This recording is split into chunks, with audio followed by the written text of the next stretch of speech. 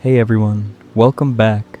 I hope wherever you are right now, you're comfortable, settled in, maybe with your headphones on, the lights dimmed, ready to let your mind wander through some extraordinary places. Tonight's journey is going to be different from our usual explorations. We're not diving into a single game's lore or tracking one particular mystery. Instead, we're going to travel through scales, from the cosmic to the intimate, from the birth of worlds to the awakening of a single consciousness, from battles that shaped continents to tragedies that unfolded in the confined space of a laboratory. These are stories about creation, about what it means to bring something new into existence, about the forces that shaped our world, about the ambitions that drive us to play at being gods, about the cycles that continue whether we notice them or not. And I find there's something deeply comforting in these tales, something that puts our everyday anxieties into a perspective that makes them seem smaller, more manageable, more temporary than they feel in the moment. Now, with that said, let's begin. Let's travel back to a time before time had meaning, to a place that would one day be called Hoenn, though names didn't exist yet because there was no one to speak them. Let's witness the birth of a world through conflict and creation, through the endless dance of opposing forces that somehow, impossibly results in a space where life can flourish. Picture absolute silence, not the silence of an empty room, not the absence of sound that you experience when you close a door and shut out the world. This is something more fundamental, more complete. This is the silence of potential, of a universe holding its breath, of matter and energy waiting to organize themselves into something that could be called a world. In this silence, there's no up or down, no hot or cold, no solid or liquid. There's only the raw stuff of existence, undifferentiated and churning, waiting for something to give it shape and purpose. In the deepest trenches of what would one day become ocean, though ocean didn't exist yet, and trenches didn't exist, and depth itself was barely a concept, something stirred. Not life, not exactly, not consciousness in any way we'd recognize, but something. A concentration of energy, a gathering of potential, a nexus point where the fundamental forces of the universe were beginning to organize themselves into patterns that would eventually produce what we might call awareness. This energy was unlike anything we could understand today. It wasn't heat, though it contained elements of what would become heat. It wasn't light, though light would emerge from it. It wasn't electricity or magnetism or any of the forces we've named and categorized and learned to manipulate. The ancient Draconid people, who would come much later and try to understand these events through the limited lens of their mythology and language, called it simply primal energy, and even that was less a description than an admission of inadequacy. How do you name something that precedes naming itself? How do you describe something that existed before description was possible? This primal energy was the raw material of creation, and in those early moments of the world's formation, it existed in such abundance that it saturated everything.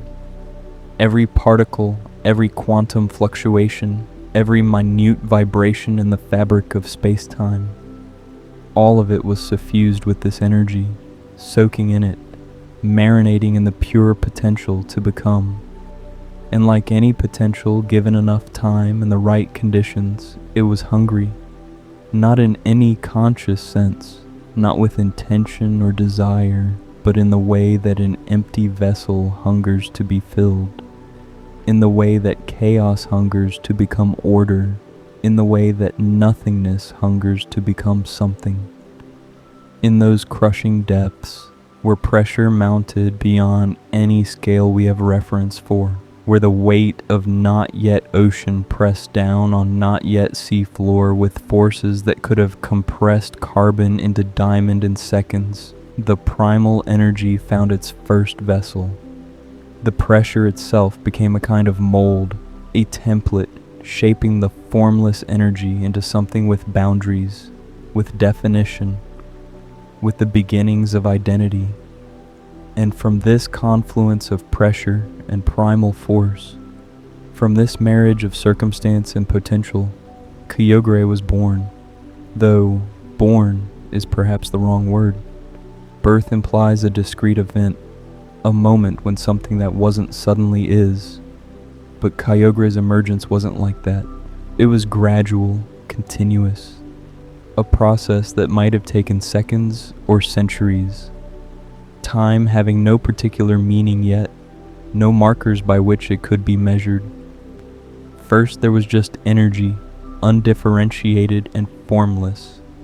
Then there was energy with a slight tendency toward pattern, a barely perceptible organization.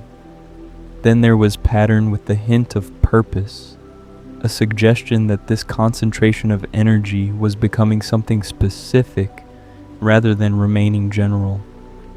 Then there was purpose with the shadow of awareness, a dim proto-consciousness that knew, in some rudimentary way, that it existed as something separate from the energy that surrounded it. And finally, after all these gradual accumulations and slow crystallizations, there was Kyogre. Not as we know it from the games, not yet with the distinctive features we'd recognize. Those would come later, as its form refined and stabilized. But Kyogre as a concept, as a principle, as water-given will and consciousness and the power to act upon the world. Kyogre's earliest awareness, if we can even call it awareness, was purely sensory, but not in any way we'd understand sensation. It didn't see or hear or feel in the conventional sense. Instead, it experienced pressure as a kind of music, a constant song of weight and resistance that told it where it was in relation to everything else. It experienced cold as a flavor, something it could taste with senses that had nothing to do with taste buds or chemistry, but everything to do with the fundamental nature of matter slowing down, energy dissipating, heat flowing away to nowhere. It experienced the density of the not yet water around it as a kind of touch, a constant embrace that defined its boundaries, that told it this is where you end and the rest of the universe begins. But more than any of these specific sensations, Kyogre experienced water as a totality, as a unified field of meaning that preceded and transcended any individual experience of it. Water wasn't just the substance it found itself in, it was what Kyogre was at the most fundamental level. When we say Kyogre is a water-type Pokemon, we're using language that comes from a much later time, from an era when categorization and taxonomy existed. But the truth is deeper and stranger than that. Kyogre didn't just have water typing, it was water as an archetype, as a platonic ideal, as the fundamental principle of fluidity and adaptability and patient, inexorable power made manifest. In those first moments of consciousness, and again, moments is a word from a time-bound world that doesn't quite fit this timeless space. Kyogre knew itself only as this principle. It knew depth without knowing what shallow meant. It knew pressure without understanding release. It knew cold without having experienced warmth. It knew persistence without having encountered resistance. These weren't thoughts, because thought requires language and comparison, and the ability to hold multiple concepts simultaneously. These were simpler than thought, more fundamental than cognition. These were the basic operating parameters of existence itself, the axioms upon which everything else would eventually build. But Kyogre was not alone in coming into being, though it had no way of knowing this yet. Far from the depths where pressure had shaped primal energy into water consciousness, or perhaps not far at all, distance being as meaningless as time in this proto-world, another concentration of primal energy was taking form. And if Kyogre's formation was defined by pressure and depth and cold, this other formation was characterized by their opposites, by heat and solidity and the fundamental resistance to change that defines matter in its most basic state. Deep within what would one day be called the Earth, though Earth didn't exist yet as a concept or a place, in magma chambers that boiled with temperatures that would have vaporized any material we could name, where the boundary between solid and liquid was more suggestion than reality, primal energy found another template, another mold into which it could pour itself. And that template was fundamentally different from the one that had shaped Kyogre. Where water yields and flows and adapts, Earth resists and stands firm and refuses. Where water is defined by its ability to take any shape, Earth is defined by its insistence on maintaining shape against all external forces. Where water is patient in its ability to wait, Earth is patient in its ability to endure. These aren't opposites in the simple sense of being mutually exclusive. They're opposites in the deeper sense of being complementary impossibilities. Two principles that can't coexist in the same space, but must exist in the same universe for either to have meaning. Groudon's formation was louder than Kyogre's, if sound could be said to exist yet. Where Kyogre had accumulated slowly, patiently gathering primal energy through the gradual concentration that pressure allows, Groudon exploded into being with the fury of volcanic eruption and tectonic upheaval. The not yet ground itself seemed to scream as this entity took form, the semi-molten magma churning and splitting and reforming in patterns that hurt to watch, if there had been eyes to watch them, and minds to process what those eyes saw. The primal energy that had been diffuse and omnipresent suddenly concentrated, compressed, crystallized into something solid and enduring. And in that crystallization, Groudon came to be, not gradually like Kyogre, but in a cascading series of phase transitions, each one happening faster than the last, until the entire process concluded in what could only be described as a primordial explosion of existence itself. One moment there was just magma and pressure and heat. The next moment there were Groudon, aware and angry and absolutely certain of its right to exist. In its earliest moments, Groudon knew only heat, not temperature as a measurement, not thermal energy as a physics concept, but heat as an essence, as a fundamental truth about the universe that went deeper than any scientific description could capture. It knew the slow burn of radioactive decay deep in the planetary core, where atoms split and release energy that has nowhere to go but outward, pushing and heating and driving convection currents that would eventually shape continents. It knew the fierce joy of magma finding release, of pressure finding expression, of liquid stone bursting through barriers and spreading across surfaces that would cool and harden and become land. It knew the patient transformation of heat applied over time, the way that pressure and temperature could reorganize matter at the molecular level, turning one kind of stone into another, creating gems and metals and structures that would persist long after the heat itself had dissipated. Where Kyogre was patient depth, Groudon was patient endurance. Where water flowed and adapted to whatever container held it, Earth stood firm and refused to yield to anything but the most extreme forces. Where Kyogre's consciousness was defined by its relationship to the space around it, Groudon's consciousness was defined by its refusal to acknowledge that space, its insistence on being solid and present and immovable regardless of what surrounded it. For a time, and again, time is difficult here, maybe centuries, maybe moments, maybe some duration for which we have no name, these two existed in separation, neither aware of the other. This separation wasn't geographical, because geography didn't exist yet. It was more fundamental than that, a separation of principle, of archetype, of the basic organizational structures of reality itself. Kyogre existed in the realm of flow and adaptation. Groudon existed in the realm of solidity and resistance. And as long as both remained in their respective realms, as long as neither ventured into territory that the other might claim, they could coexist without conflict.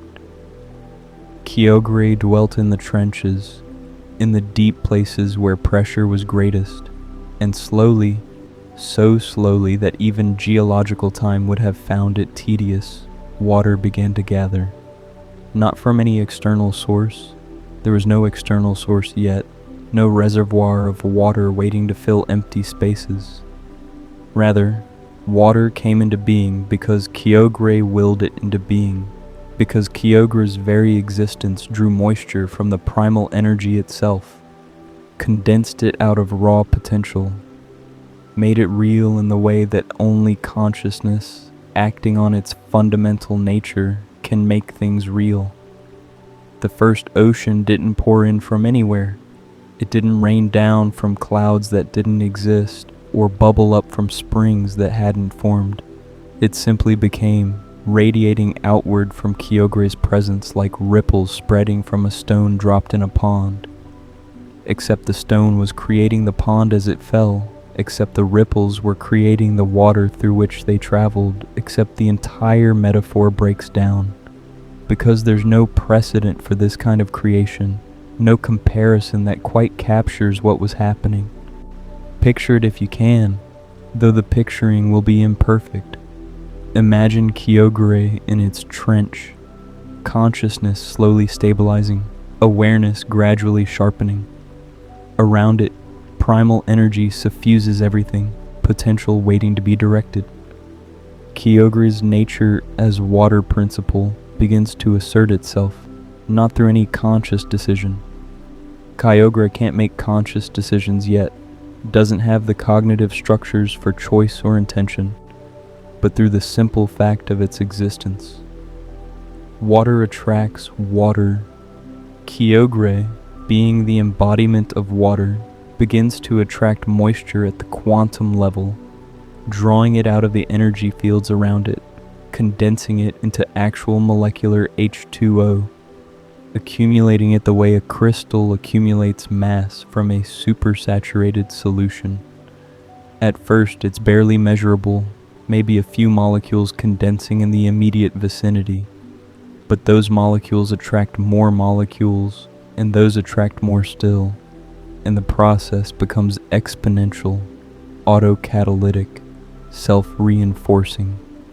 Within what might be hours or might be millennia, there's a pocket of actual liquid water around Kyogre, expanding in all directions, filling the trench and spilling over its edges, seeking lower ground that doesn't exist yet, and so creating lower ground through the simple pressure of its accumulation.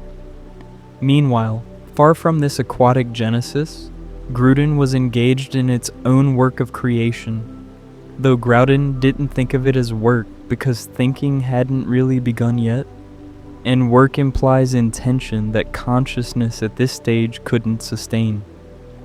Groudon moved through the molten heart of the not-yet world, and in its wake, things solidified.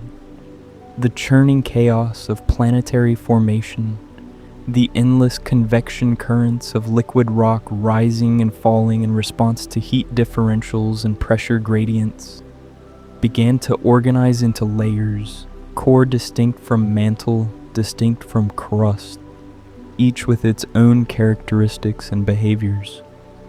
Where Groudon passed, the magma cooled just slightly, Not solidifying completely, not yet, but losing enough heat that its viscosity increased, that its behavior changed from purely fluid to something more complex, something with structure and resistance.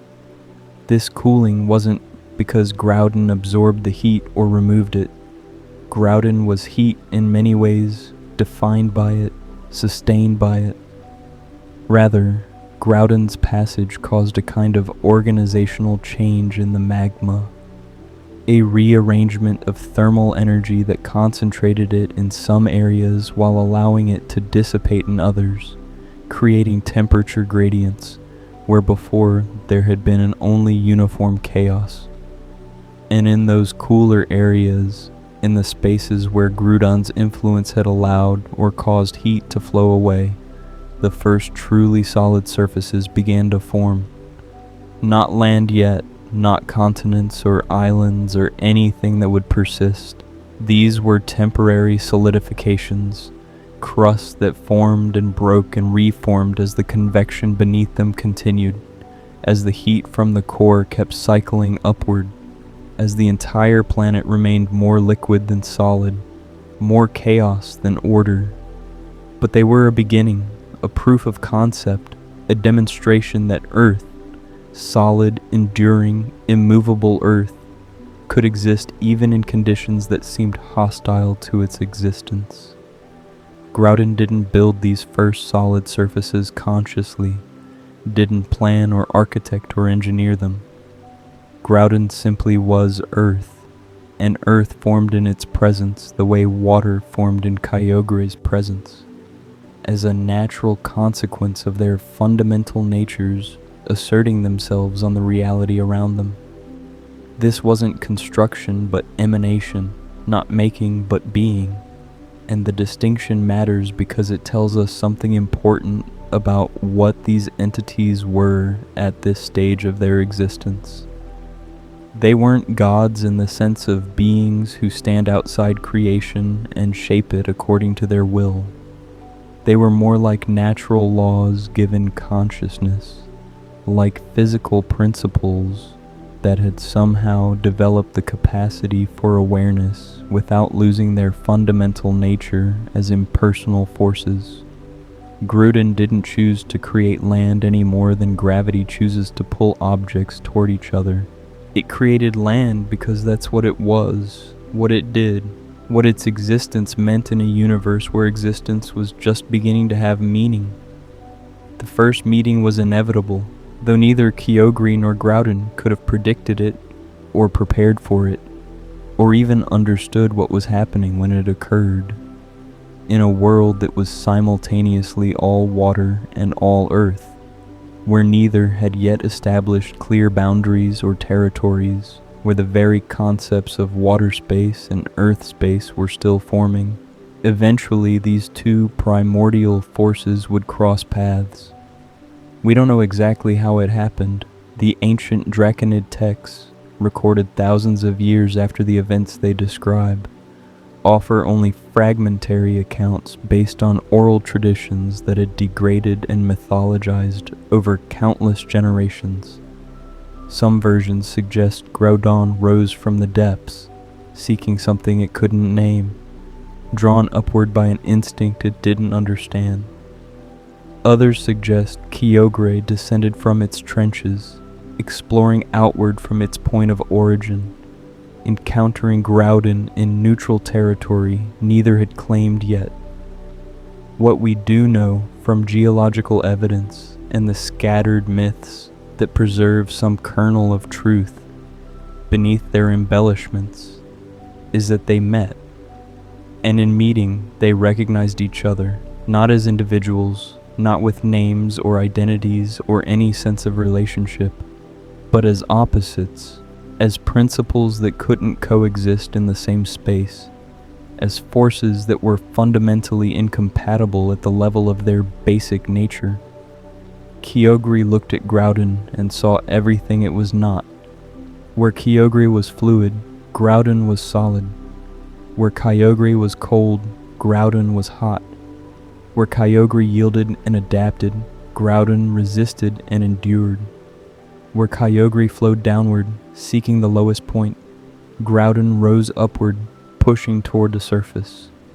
They were mirror images, reversed polarities, complementary impossibilities that defined themselves in opposition to each other. And Groudon looked at Kyogre and saw the same mirror reverse. Liquid where Groudon was solid, cool where Groudon burned, yielding where Groudon stood firm, sinking where Groudon rose. Two halves of a fundamental duality, two aspects of a universe that required both to function, but couldn't allow either to dominate completely. For a moment, and here we can speak of moments with some confidence because time had begun to exist in a meaningful sense once these two encounters created the possibility of change, of before and after. For a moment, there might have been balance. There might have been recognition without conflict, awareness without competition. They might have simply acknowledged each other and withdrawn, each returning to its own domain, content to exist in parallel without interaction. But the primal energy that had given birth to them both was still abundant, still saturating the forming world, and both of them were drawn to it, not by choice, not through any conscious decision-making process, but by fundamental need. The primal energy was everything to them, sustenance and purpose and existence itself all bound together. It was the food that fed them, the fuel that powered them, the raw material from which they drew to continue their work of creation. Without it, they would diminish. With it, they could expand, could grow, could transform the world more fully into an expression of their nature. When Kyogre moved to claim a concentration of primal energy, drawing it in to create more ocean, to deepen the trenches, to expand the realm of water across more of the planetary surface, Groudon felt the loss, not as pain exactly. Pain requires nerves and brains and a whole architecture of suffering that Groudon didn't possess, but as absence, as diminishment, as the sudden awareness that something that should have been available wasn't anymore because Kyogre had claimed it first. And when Groudon moved to claim primal energy to create more land, to raise the first mountains, to expand the realm of earth and solidity, Kyogre experienced the same void, the same sense of something vital being removed from the pool of resources they both needed. Not theft, because theft implies ownership and the violation of it, and neither Kyogre nor Groudon had developed concepts sophisticated enough to include property or rights. Just loss, pure and simple, experienced as a gap in what should have been fullness. The first battle, if we can call it that, was probably more like a disagreement between forces of nature than a fight between beings. Thunder happened when they came into contact, yes, but not because either one was throwing lightning bolts. Thunder happened because the interaction between Kyogre's cold water and Groudon's intense heat created massive pressure differentials in the not-quite atmosphere, and pressure differentials create wind, and wind creates friction, and friction in a primal energy-saturated environment creates electrical discharge that manifests as lightning, and lightning creates thunder as a sonic boom from the superheated air. Volcanic eruptions happened, yes, but not because Groudon was attacking. Volcanic eruptions happened because Groudon's presence destabilized the thin crust that had been forming, because its nature as earth that rises couldn't help but force magma upward toward any surface that presented itself, and water surface counted, and so magma fountains shot up through Kyogre's ocean, creating explosions of steam and rock that rose thousands of feet into the air before falling back down and either solidifying into temporary islands or dissolving back into the magma from which they'd come. Tsunamis happened, yes, but not because Kyogre was deliberately trying to drown or crush or overwhelm. Tsunamis happened because Kyogre's nature as water that seeks depth couldn't help but draw more water toward itself, creating flows and currents that manifested as waves, and when those waves encountered the temporary solid surfaces Groudon had created, they crashed over them with forces that could have leveled mountains if mountains had existed yet. This wasn't war in any intentional sense. Neither Kyogre nor Groudon had developed enough cognitive sophistication to plan attacks, to strategize, to think in terms of enemy and ally and conflict. They were simply two forces that couldn't occupy the same space, two principles that couldn't coexist, and when they tried, when circumstance and the distribution of primal energy resources forced them into proximity, reality itself buckled under the contradiction. The energy they fought over, the concentration of primal power that had drawn them both to this location, was being consumed not in the creation of new features or the expansion of their domains, but in the conflict itself. Every surge of water Kyogre generated required energy. Every volcanic eruption Groudon manifested demanded power. The well of primal energy was being drained not productively but wastefully, burned up in the clash between two forces that were too evenly matched to achieve dominance and too fundamentally opposed to achieve compromise.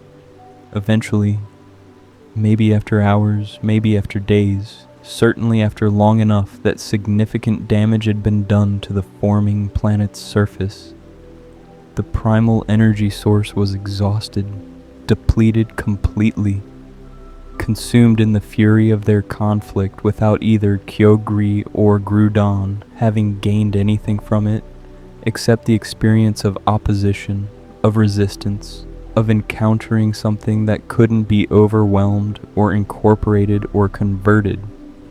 And when the energy ran out, when there was nothing left to fight over, both entities simply stopped.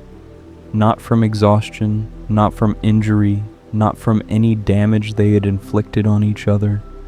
Neither had the capacity to truly harm the other because they were too different, too fundamental, too much pure principle rather than vulnerable flesh. They stopped because the purpose that had driven them to conflict no longer existed. The energy was gone, consumed, and without it there was nothing to contest, no prize to claim, no reason to continue the battle. Kyogre sank back into the ocean it had created, finding the deepest trench it had carved during its early existence, and settling there in a state of quiescence that wasn't quite sleep, but wasn't quite wakefulness either. A low power mode, a conservation state, an existence pared down to its minimum requirements, while it waited for more primal energy to appear so it could resume its work. Groudon retreated into the earth, burrowing down through layers of cooling magma until it found a chamber deep enough and hot enough to serve as comfortable refuge, a place where it could rest and recover and exist in a state of minimal activity while the world continued to cool and stabilize around it. And for a time, for centuries perhaps, certainly for long enough, that any short-lived organisms observing would have thought the conflict was over permanently. There's peace. Not because the fundamental opposition between them had been resolved, not because either had learned to accommodate or tolerate the other, but simply because they had both withdrawn to separate domains, and there was no immediate source of primal energy to draw them back into proximity and conflict. The world continued to change around them during this first period of rest. The ocean Kyogre had created remained, though without Kyogre's active presence, it stopped expanding. The solid surfaces Groudon had raised persisted, though volcanic activity decreased without its direct influence driving eruptions. The atmosphere, which had been forming gradually as a side effect of volcanic outgassing and water evaporation, continued to thicken and develop layers and begin to protect the surface from the harsh radiation that still poured down from the young sun. And in this developing world, in the spaces between Kyogre's domain and Groudon's domain, life began to appear. Not complex life, not yet, nothing multicellular, nothing that could move or think or respond to stimuli in any meaningful way. Just simple chemistry becoming slightly more complex, molecules organizing into patterns that could replicate themselves, patterns that could respond to environmental changes with something that might, if you squinted and were very generous with your definitions, be called adaptation. Neither Kyogre nor Groudon noticed this or cared about it. Life was irrelevant to their purposes, orthogonal to their fundamental natures. They weren't anti-life, weren't trying to prevent or destroy it. They simply existed at a scale and with purposes that made individual living organisms beneath notice, like how humans don't typically notice individual bacteria unless those bacteria cause problems large enough to breach the threshold of perception. But life noticed them, or at least noticed their effects, the simple organisms that were developing in the boundaries between water and land, in the spaces where Kyogre's ocean lapped at Groudon's shores, learned to sense the changes that came when either primordial force was active nearby. They learned to retreat or hibernate when conditions became too extreme. They learned, in whatever crude way such simple organisms could learn, that survival meant adapting to a world shaped by forces vastly greater than themselves. And the primal energy that had birthed Kyogre and Groudon, while no longer abundant, hadn't disappeared completely. It was still present in the world, just less concentrated than before. It pooled in certain locations, accumulated in response to geological processes that weren't fully understood then and aren't fully understood now. And whenever enough of it gathered, whenever a concentration reached the threshold where it could be sensed by the primordial forces who needed it, both Kyogre and Groudon would stir from their rest. The pattern repeated across what the Draconid records call the Primal Age, a period lasting approximately 2,000 years by our current best estimates, though the dating is uncertain and relies on geological markers that could be interpreted multiple ways. Primal energy would concentrate somewhere. Both Kyogre and Groudon would sense it simultaneously. Both would move toward it, drawn by instinct and need. They would meet, they would clash, they would drain the energy source through the violence of their conflict, and then they would withdraw again to rest and wait. Each cycle of conflict reshaped the world a little more. Mountains rose and fell, coastlines advanced and retreated. The distribution of land and water across the planet's surface shifted and changed and gradually stabilized into patterns that would eventually be recognizable as geography rather than chaos. The Hoenn region specifically being where many of these conflicts occurred, whether by chance or because that's where primal energy tended to concentrate most densely, became a record of these battles written in stone and sediment. Every mountain range in Hoenn can be traced to a specific uplift event caused by Groudon's influence. Every ocean trench corresponds to a period when Kyogre was actively creating depth.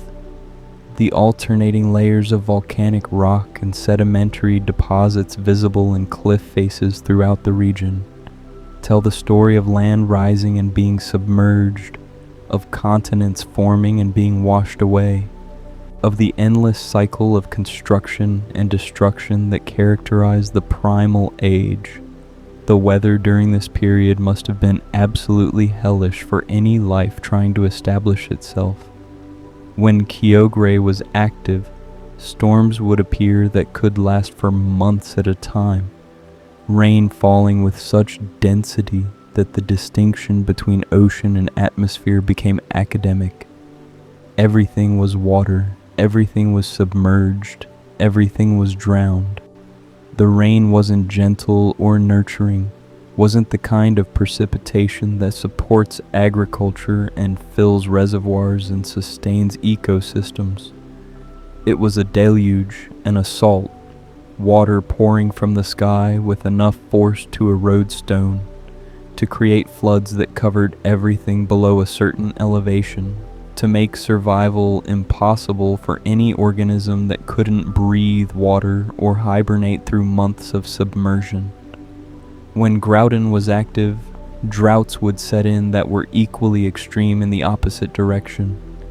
The sun would beat down with such intensity that the oceans themselves would begin to evaporate, water levels dropping dozens or hundreds of feet as moisture was driven into the atmosphere, faster than precipitation could return it to the surface. But this moisture, once in the air, couldn't condense back into rain, because Groudon's heat would break the water molecules apart before they could coalesce into droplets large enough to fall. So the humidity would increase.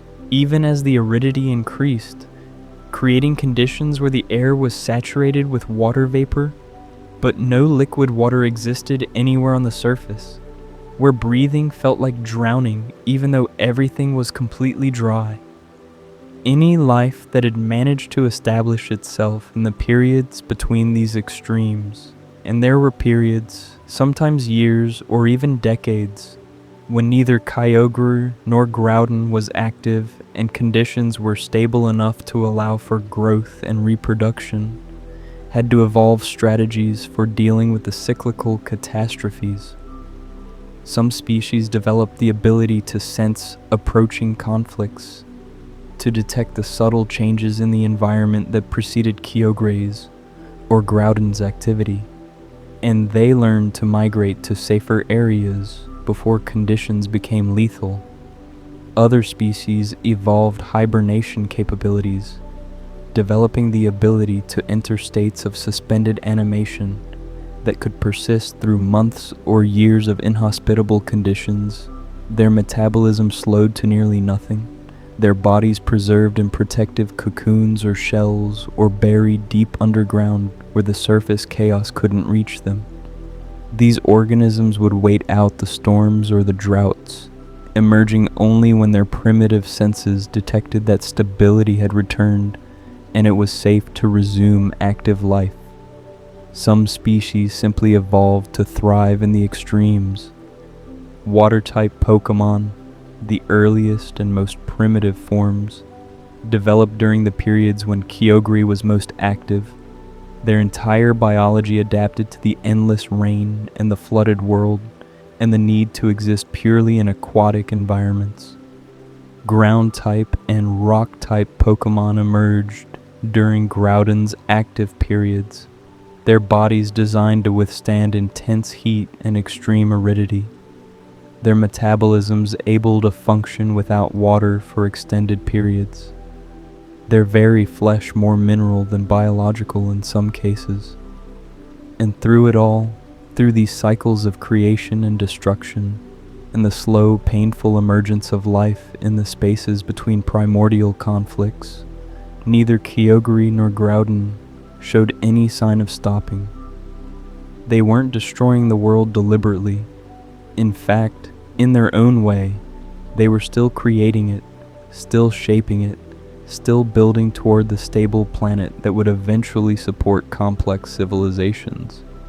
But the question was whether they would destroy everything they'd built before reaching that stability, whether the cycles of conflict would strip away whatever progress had been made, whether life would have any chance to establish itself permanently before being wiped out by the next cataclysm. The answer to that question would come from an unexpected direction, not from below, where Kyogre dwelt in the ocean trenches. Not from within, where Groudon rested in magma chambers, but from above, from the sky itself, from a third primordial force that was being born, even as Kyogre and Groudon battled below. The ozone layer, that protective band of O3 molecules, high in the atmosphere, the shield that would eventually make surface life possible by blocking the sun's harshest ultraviolet radiation, was just forming during this primal age. It was a byproduct of the oxygen being produced by early photosynthetic life, simple algae and bacteria that had learned to convert sunlight and carbon dioxide into energy and O2. This oxygen rose into the upper atmosphere where intense solar radiation broke some of it apart and reassembled it into ozone, creating a layer that would become crucial to everything that followed. But like everything else in this early world, the ozone layer was saturated with primal energy.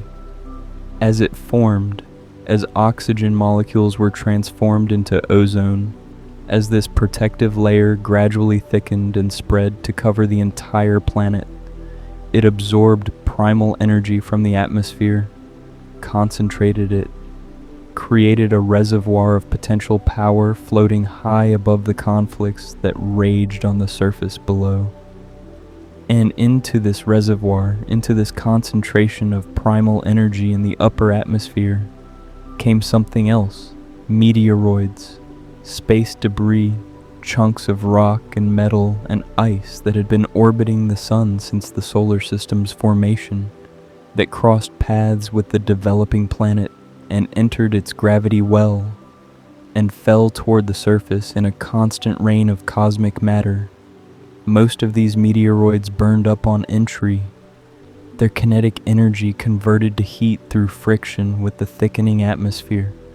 Their mass vaporized long before reaching the ground, but the ozone layer was now thick enough, dense enough, that it could catch some of them before they fully burned away. It trapped them in its protective embrace, held them in a region where temperatures and pressures were just right to prevent complete destruction, but also to prevent them from falling further. And in this region, in the ozone layer, saturated with primal energy and littered with trapped meteoroids, something remarkable began to happen. The minerals from space, elements and compounds that had never existed on the planet's surface, substances formed in stellar fusion and planetary accretion in cosmic processes that were completely alien to the chemistry of this young world, began to interact with the primal energy around them. Compounds formed that had no right to form, that violated the known rules of chemistry and physics but existed anyway because primal energy doesn't care about rules, because the fundamental forces of creation operate on principles deeper than any law we could name. Elements combined that should have been chemically incompatible. Substances organized into structures that seem to defy thermodynamics. And from this impossible chemistry, from this marriage of space minerals and primal energy and the ozone that hosted them both, consciousness began to emerge for the third time in this world's short history. Rayquaza didn't form gradually like Kyogre or explosively like Groudon. It crystallized. One moment there was just ozone and minerals and energy, separate components existing in proximity. The next moment, and this truly was a moment, a discrete instant of transformation, there was Rayquaza, aware and present and hovering in the upper atmosphere where it had been born, its form fully realized, its consciousness already developed far beyond the primitive awareness that Kyogre and Groudon had started with. Its first sensation was of wind, not moving through air but being the wind, being the movement itself, being the interface between the solid earth below and the infinite sky above. Rayquaza's consciousness was the atmosphere made aware, the medium through which weather occurred given the ability to shape and direct itself. It felt the temperature gradients that drove wind patterns. It felt the pressure differentials that created storms.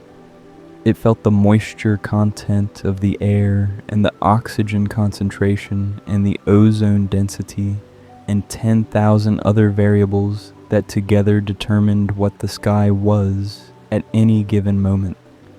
And unlike Kyogre and Groudon, who had to learn their purposes gradually, who had to accumulate awareness slowly before understanding what they were meant to do, Rayquaza understood immediately. Its purpose was apparent from the first moment of consciousness, written into its very nature by the circumstances of its birth. It was the sky, it was atmosphere. It was the space between the ocean and the earth, the medium through which both met and mixed and influenced each other. It was the guardian of that space, the keeper of balance. Because if either Kyogre or Groudon won their eternal conflict, if one succeeded in dominating the world completely, the atmosphere itself would become uninhabitable. Rayquaza's form reflected this purpose perfectly. Serpentine, flowing, moving through air with the same ease that water moves through water. Its body was less a solid thing and more a concentration of atmospheric principle, given just enough mass to be visible and tangible. Its green coloration wasn't skin or scales, but something more like organized energy, like chi made visible, like the vitality of wind and sky somehow rendered as matter.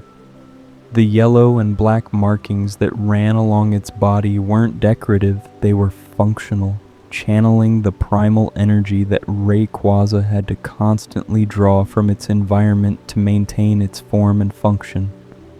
Rayquaza coiled in the upper atmosphere, far above the storms and the volcanic ash, and the chaos of the battles below. And it watched.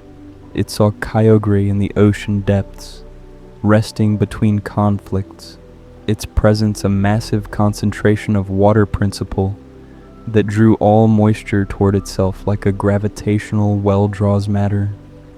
It saw Groudon in the Earth's interior, waiting for the next surge of primal energy. Its presence a massive concentration of earth principle that pushed all solidity upward and outward. It saw the world between them, the thin band of livable space where ocean met land met sky, and it understood that this was what needed protecting. And Rayquaza understood something else, something that Kyogre and Groudon in their more primitive consciousness couldn't grasp, that their conflict, while natural and perhaps even necessary, had to have limits, that the balance they represented had to be maintained not just between themselves, but also in a way that allowed the space between them to continue existing, that if they destroyed the atmosphere in their battles over the surface, if they made the sky uninhabitable, then all three primordial forces would fail in their fundamental purposes. So Rayquaza waited and watched, conserving its energy, feeding on the meteoroids that continued to fall into its domain, consuming them not as food exactly, but as raw material, absorbing their minerals and incorporating them into its structure, growing stronger and more stable with each cosmic meal. It learned its powers gradually, discovering that it could manipulate air currents, that it could calm storms or intensify them, that it could create zones of perfect stability in the midst of chaos. And Rayquaza learned patience, the kind of patience that comes from existing in a timescale where centuries are brief and millennia are merely long. It learned to distinguish between conflicts that were merely disruptive and conflicts that threatened the fundamental balance. It learned that not every battle between Kyogre and Groudon required intervention, that many of their clashes would end naturally when the primal energy they fought over was exhausted, that stepping in too early might prevent them from learning the limits of their own power. But Rayquaza also learned to recognize the signs of conflicts that wouldn't resolve themselves, that would escalate beyond the point where natural exhaustion could end them, that would threaten not just the temporary balance, but the permanent structure of the world itself. And it prepared itself for the day when intervention would be necessary, when the role it had been born to play would finally be required. That day came 2,000 years into the Primal Age, 2,000 years of these cycles of conflict and rest, of the world slowly stabilizing, of life gradually establishing itself in the spaces between primordial forces. A final massive surge of primal energy erupted from deep within the Earth's core, where it had been trapped since the planet's formation. This wasn't like the previous concentrations that Kyogre and Groudon had fought over. This was the last major reservoir, the final store of creation power that remained free and accessible. It erupted in multiple locations simultaneously, calling to every primordial force within sensing distance. Both Kyogre and Groudon sensed it at the same moment, and both responded with an urgency they had never shown before. This was their last chance to fuel a major expansion, to tip the balance decisively in their favor. Kyogre surged up from its trench with such force that the water displaced created tsunamis that circled the entire globe. Its movement was visible from space, its body blazing as it drew power from multiple energy wells simultaneously. Groudon erupted from its magma chamber with equal violence. Volcanoes dormant for thousands of years came back to life. The ground heaved and buckled, mountain ranges rising in hours. The heat was so intense, it created its own weather, punching holes in the atmosphere. They met in central Hoenn, where the largest concentration of primal energy had appeared, and the battle that ensued made all their previous conflict look like minor disagreements. This time, both of them were suffused with primal energy, not just using it but becoming it. Their primal forms, later witnesses would call them Primal Kyogre and Primal Groudon, were larger, more powerful, more fundamentally dangerous than either had been in their base states. Primal Kyogre's body was marked with intricate patterns that glowed with internal light, symbols that seemed to be the mathematical equations of the water itself, made visible. When these markings pulsed, water obeyed, storms formed, oceans rose. The entire hydrosphere of the planet responded to Kyogre's will. Primal Groudon's body transformed from red to deep crimson, cracks opening in its armor to reveal the magma that flowed beneath. The Omega symbols on its hands weren't decoration, they were focal points, concentrators of earth power, where Groudon's fundamental nature was amplified until the very concept of solid ground became a weapon. The conflict lasted 20 days and 20 nights. The Draconid people who witnessed this battle counted the days carefully, passing the count from person to person as the world around them threatened to tear itself apart. During those 20 days, Hoenn was simultaneously destroyed and recreated. The shape of the land that we know today, every mountain and valley and coastline, was carved out during that conflict. The precise locations where Kyogre's water cut through Groudon's earth determined where rivers would eventually flow. The exact moments when Groudon's heat evaporated Kyogre's ocean determined where deserts would eventually form. Every geographic feature of modern Hoenn is a fossil of that battle, a permanent record of the movements of forces too large to comprehend. The sky during this conflict was a constant churn of storm clouds and volcanic ash. The temperature fluctuated wildly, creating wind shears and hurricanes as a side effect. The ocean boiled in some places and froze solid in others as the balance of power shifted. The land heaved continuously, earthquakes reshaping the crust in minutes. And through it all, the primal energy was being consumed, not productively, but simply to fuel the battle itself. What made this battle different? What elevated it from just another cycle to a genuine crisis was the presence of witnesses. By this point in history, humans existed, and they watched in horror as the world tore itself apart. They had nowhere to run. Tsunamis destroyed the coasts. Volcanic eruptions buried the inland. There was nowhere safe. The Draconid people, a tribe that lived in the eastern reaches of Hoenn, found themselves trapped. They gathered in whatever shelter they could improvise, huddling together, and they did the only thing they could think of. They prayed, not to Kyogre or Groudon. Those forces were the problem. Instead, they prayed to the sky itself, to the space between the battling titans, to the atmosphere that was somehow still present. They looked up into the storm-racked heavens, and they wished, with all the collective will their small tribe could muster, for salvation from above. They didn't know they were calling to something specific. They just knew that they needed help from somewhere Kyogre and Groudon couldn't reach. And Rayquaza heard them. Their collective wish resonated with Rayquaza's own purpose. The balance was being destroyed. The atmosphere was becoming unlivable. Something had to intervene. Rayquaza agreed.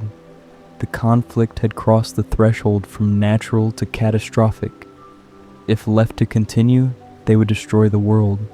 So Rayquaza descended.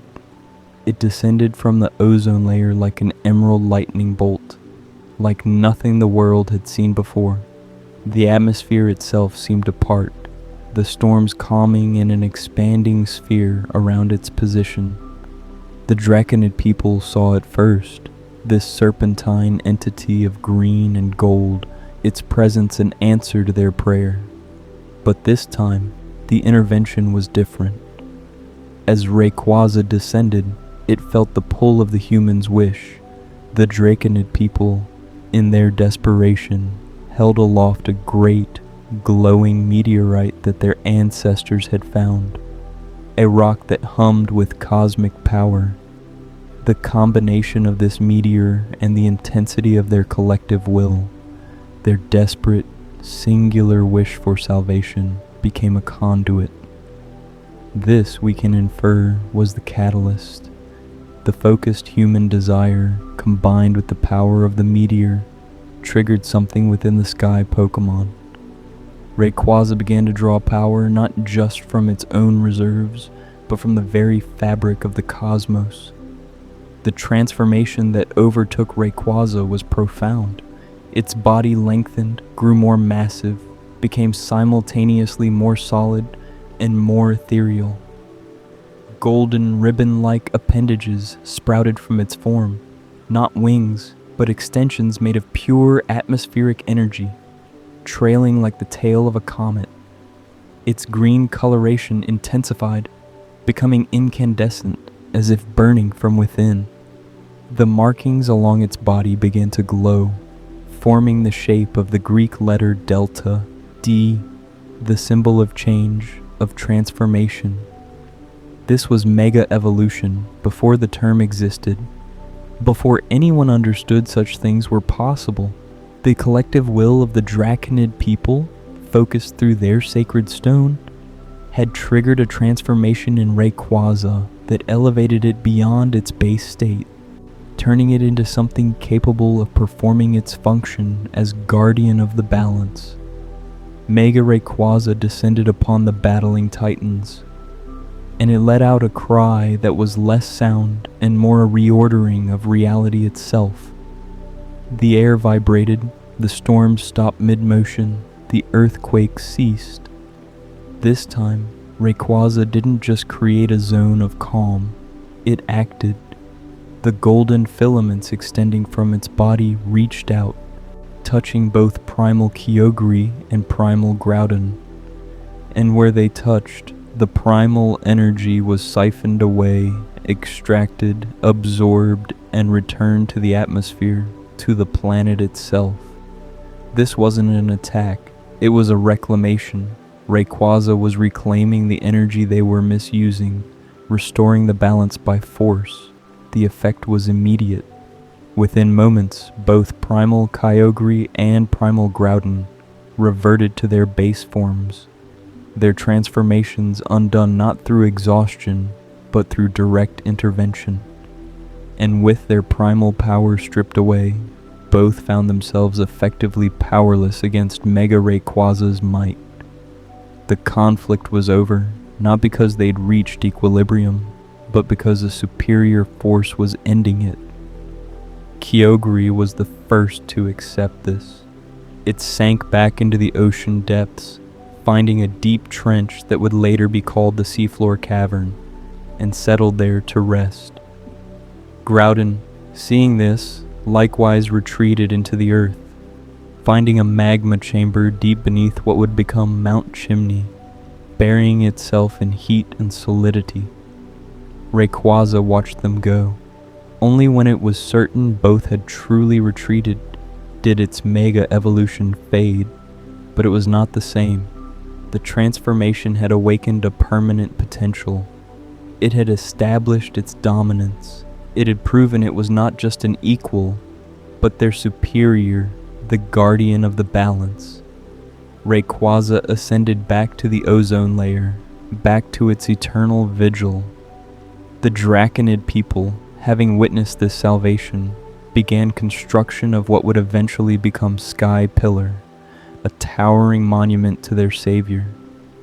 They inscribed their history on its walls, ensuring that future generations would understand what Rayquaza was, what it had done, and how to call upon it if the need arose again. The primal energy was exhausted now, locked into the planet's structures. Kyogre and Groudon would sleep for a long time, truly dormant. And in that long pause, stability finally came to Hoenn. The weather became predictable, ecosystems flourished, forests grew, and fish filled the oceans. Humans spread, establishing the beginnings of civilization. For 1,000 years peace held, but nothing in nature is permanent. The peace couldn't last. 1,000 years after that first great conflict, after the world had settled into comfortable stability, something else fell from space. A meteoroid, larger than any that had struck the planet in recorded history. This one was different. It was moving too fast, and it seemed to evade Rayquaza's attempts to intercept it. It was as if it had a purpose. All Rayquaza could do was watch as it blazed through the atmosphere and struck the ocean in what would later be called the Sutopolis region. It punched through the seafloor, deep into the Earth's crust, creating a crater miles across. The impact was catastrophic. It punched through the ocean, through the seafloor, and deep into the Earth's crust, creating a crater miles across. But worse than the physical impact was what the meteoroid carried and what it released. It was not a foreign energy, but the impact was so great it cracked the very foundations of the world, releasing a new, massive flood of the planet's own natural energy from the deep wounds it had torn in the crust. This new, sudden, and overwhelming abundance of power was once again irresistible. Groudon felt it. After 1,000 years of dormancy, abundance had returned. It responded, drawing on this new energy, transforming back into its primal form, and beginning to move toward the impact site where the energy was strongest. Kyogre, deep in its trench, sensed the release. It too woke from its millennial slumber, feeling the hunger return. It was still energy, still the fuel it needed. Primal Kyogre rose from the depths, drawn toward Pseutopolis, toward the crater. The humans of Hoenn, who had enjoyed 1,000 years of peace, who had built civilizations and developed technologies, watched in dawning horror as the primordial titans awakened again. Stories that had been myths suddenly became reality for a second time. The Draconid people, the keepers of the true history, immediately understood what was happening. They gathered at Sky Pillar in the highest chamber, around the great rainbow-colored stone that had been the conduit for the first salvation. They did what their ancestors had done 1,000 years ago. They prayed, they wished. They poured out their collective will and desperate need, channeling it through the meteoroid, using it as a focus, as an amplifier. The stone responded. It began to glow with internal light, a beacon to the heavens. High in the ozone layer, Rayquaza felt the call. It felt the signatures of Kyogre and Groudon, active again, threatening the balance again, and it felt the focused will of the humans, calling to it for a second time. It understood. The balance was threatened again. It descended, and as it had done before, it drew power from the meteoroids in the sky and the focused wish of the Draconids below. The transformation was known to it now. It became Mega Rayquaza once more, an emerald delta of change in the sky. It descended on Pseutopolis, where Primal Kyogre and Primal Groudon had already met at the crater and were locked in combat again, their battle sending shockwaves through the region. This time there was no hesitation. Mega Rayquaza, now the established arbiter, acted with absolute authority. Its cry silenced the world. Its golden filaments reached out and, once again, siphoned the primal energy from the two titans, draining them, forcing their reversion. It was a demonstration of absolute power. The conflict was over, defeated, depleted, and now fundamentally mastered. Kyogre sank into the newly formed crater, finding the deepest point, which would become the cave of origin once the humans built a city around it, and settled there to recover. Groudon, seeing Kyogre withdraw, likewise descended into the earth, finding its new magma chamber beneath Mount Chimney to serve as its resting place. Rayquaza watched them go. It had enforced the balance. But this second event, this intrusion from the cosmos, had taught it a new lesson. The threat was not just from within, but from without. It ascended back to the ozone layer, back to its eternal vigil, but with a new understanding. The balance would be tested again, but it now had the power and the knowledge to maintain that balance, to intervene decisively whenever necessary. The Draconid people, having witnessed this second salvation, expanded Sky Pillar and inscribed this new history on its walls. They preserved the meteoroid that had served as the conduit. They passed down knowledge that would persist for thousands of years, ensuring that future generations would understand what Rayquaza was, what it had done, and how to call upon it if the need arose again. And in the centuries that followed, as human civilizations flourished across a Hoenn that is finally truly stable, the memory of the primordial conflicts became legend, then myth, then the foundational stories of a culture that understood, at least on some level, that the world they inhabited was balanced on forces beyond their control, maintained by a guardian they could barely comprehend, existing in a state of dynamic equilibrium that required constant vigilance to preserve.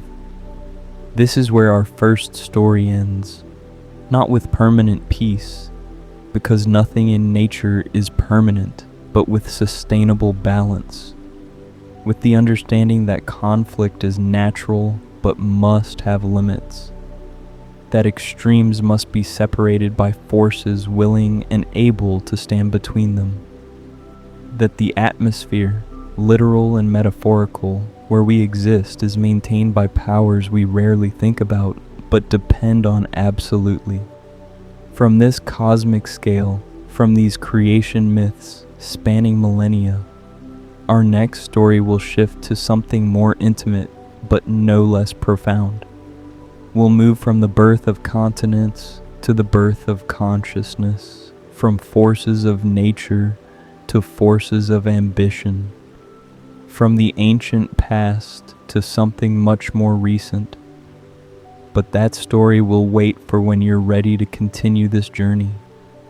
From these ancient conflicts, from forces that shaped continents and carved the boundaries between ocean and earth and sky, our story now shifts.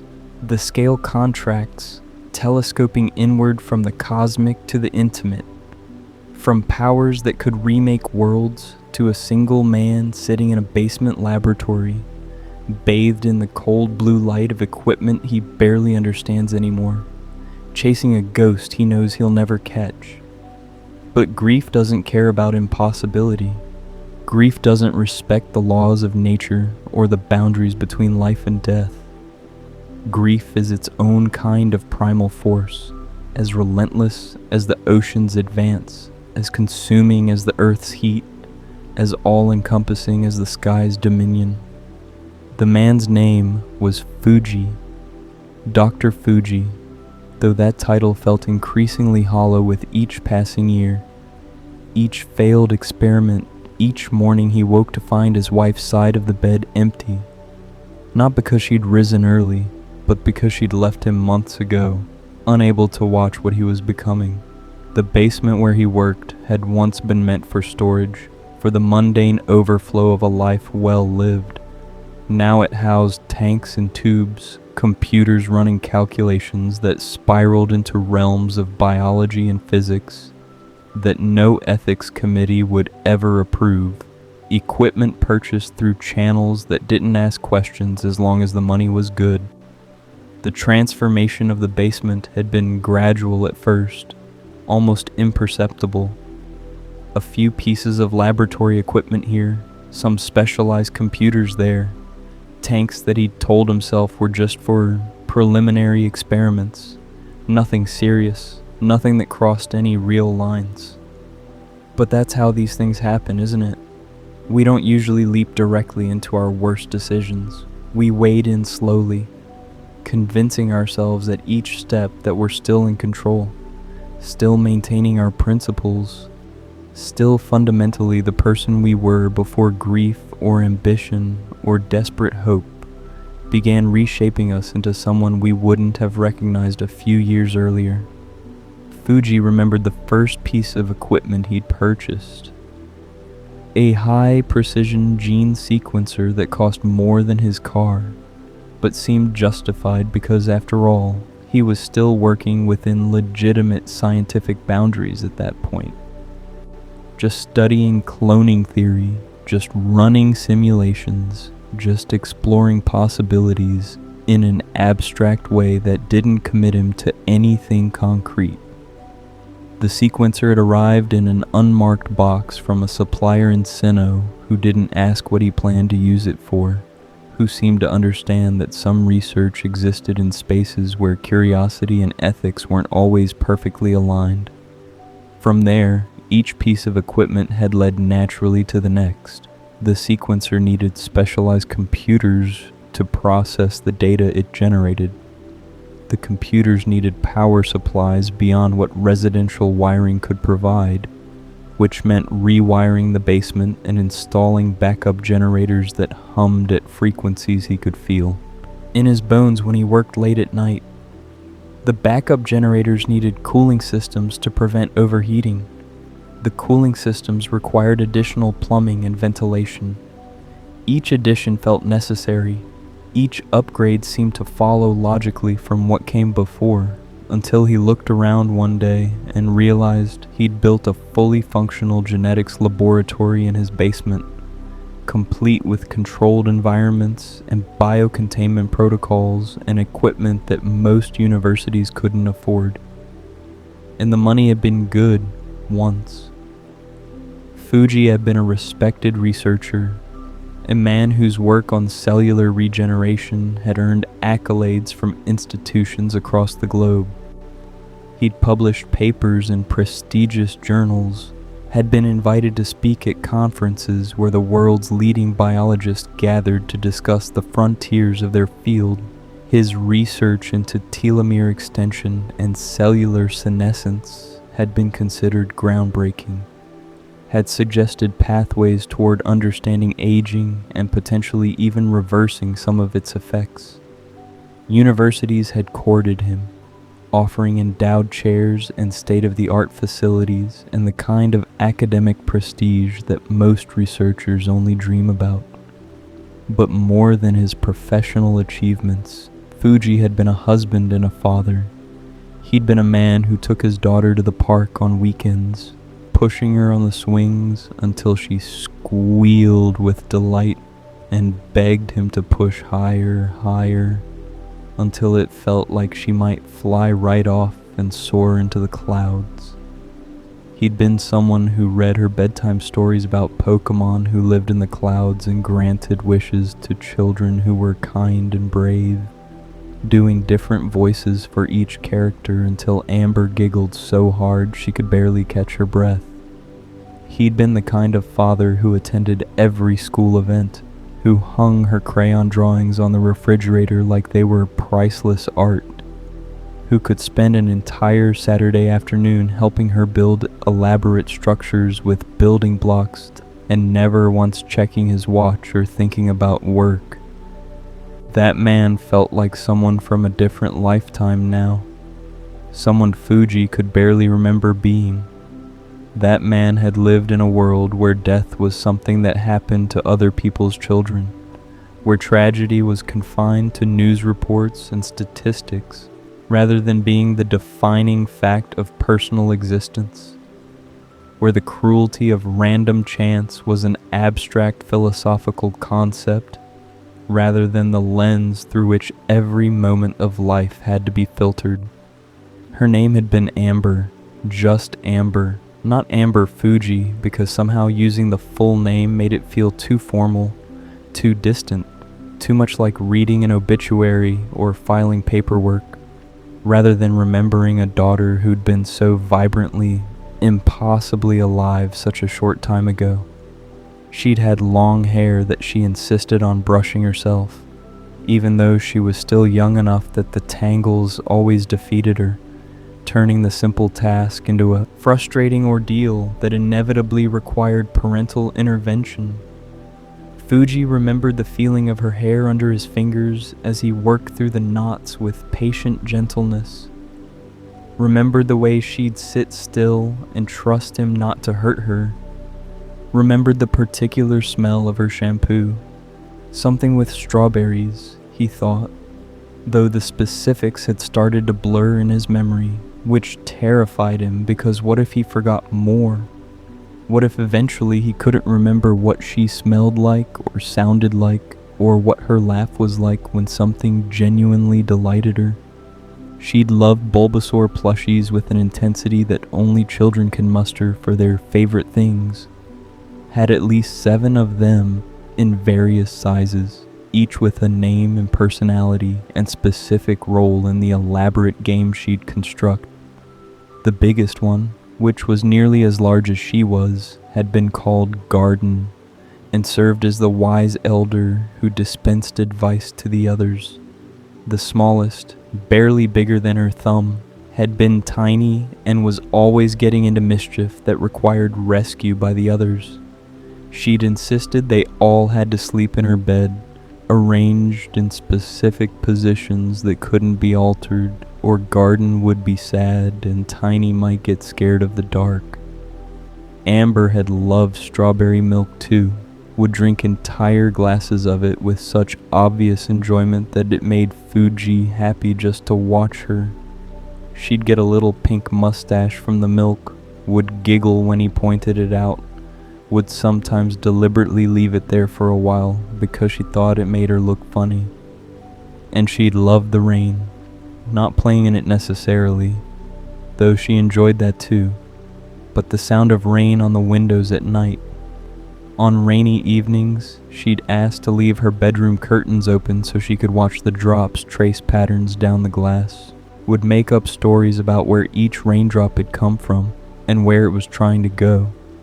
She'd been learning to read, working through simple books with fierce concentration that furrowed her small face into an expression of determination that was simultaneously adorable and inspiring. She'd sound out words phonetically, her finger tracing under each syllable as she spoke it aloud, occasionally looking up at Fuji with questions about why certain letters made different sounds in different words, or why some words didn't follow the rules she'd learned. She'd been working through a series of books about Pokemon adventures, stories simple enough for beginning readers, but engaging enough to hold her attention. Fuji remembered her pride when she successfully read an entire page without help, remembered how she'd beam at him and ask, "Did I do good, Daddy?" And how his heart had felt too full for his chest when he told her yes, she'd done wonderfully. He was so proud of her. All of these memories, the swings and the bedtime stories and the hair brushing and the Bulbasaur plushies and the strawberry milk and the rain and the reading lessons, they were all Fuji had left of her now. Amber existed nowhere else except in these recollections. In the photographs he couldn't bear to look at most days, but couldn't bring himself to put away. In the drawings still hanging on the refrigerator because taking them down would feel like admitting she was never coming back. And then one afternoon, with the kind of casual randomness that makes the universe feel fundamentally hostile to human happiness, she was gone. A car accident. The phrase was so small, so insufficient to contain the enormity of what it described. 2 words that appeared in news reports daily, that people heard and felt sympathy about for maybe a moment before moving on with their lives. But those 2 words had been the end of Amber's world and the beginning of Fuji's descent into whatever he was now. The other driver had been distracted, looking at their phone for just a moment. Just a single instant of inattention, a fraction of a second when their eyes were on a screen instead of the road. That's all it takes, Fuji learned. That's all it takes to unmake a world, to erase a life, to transform a father into a hollow shell that merely resembles a human being. One moment of not paying attention, one failure of human care and caution, and a 6-year-old girl who'd been humming a song about Jigglypuff.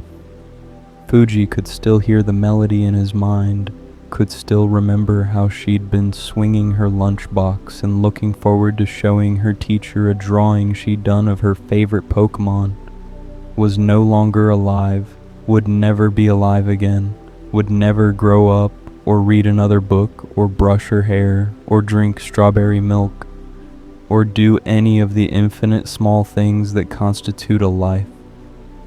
The funeral was a blur in Fuji's memory, scenes that felt like they'd happened to someone else. People had come, had said things that were probably meant to be comforting, had talked about Amber being in a better place, or being an angel now, or other platitudes that meant nothing to a man whose child had been violently ripped from existence by random chance and human carelessness.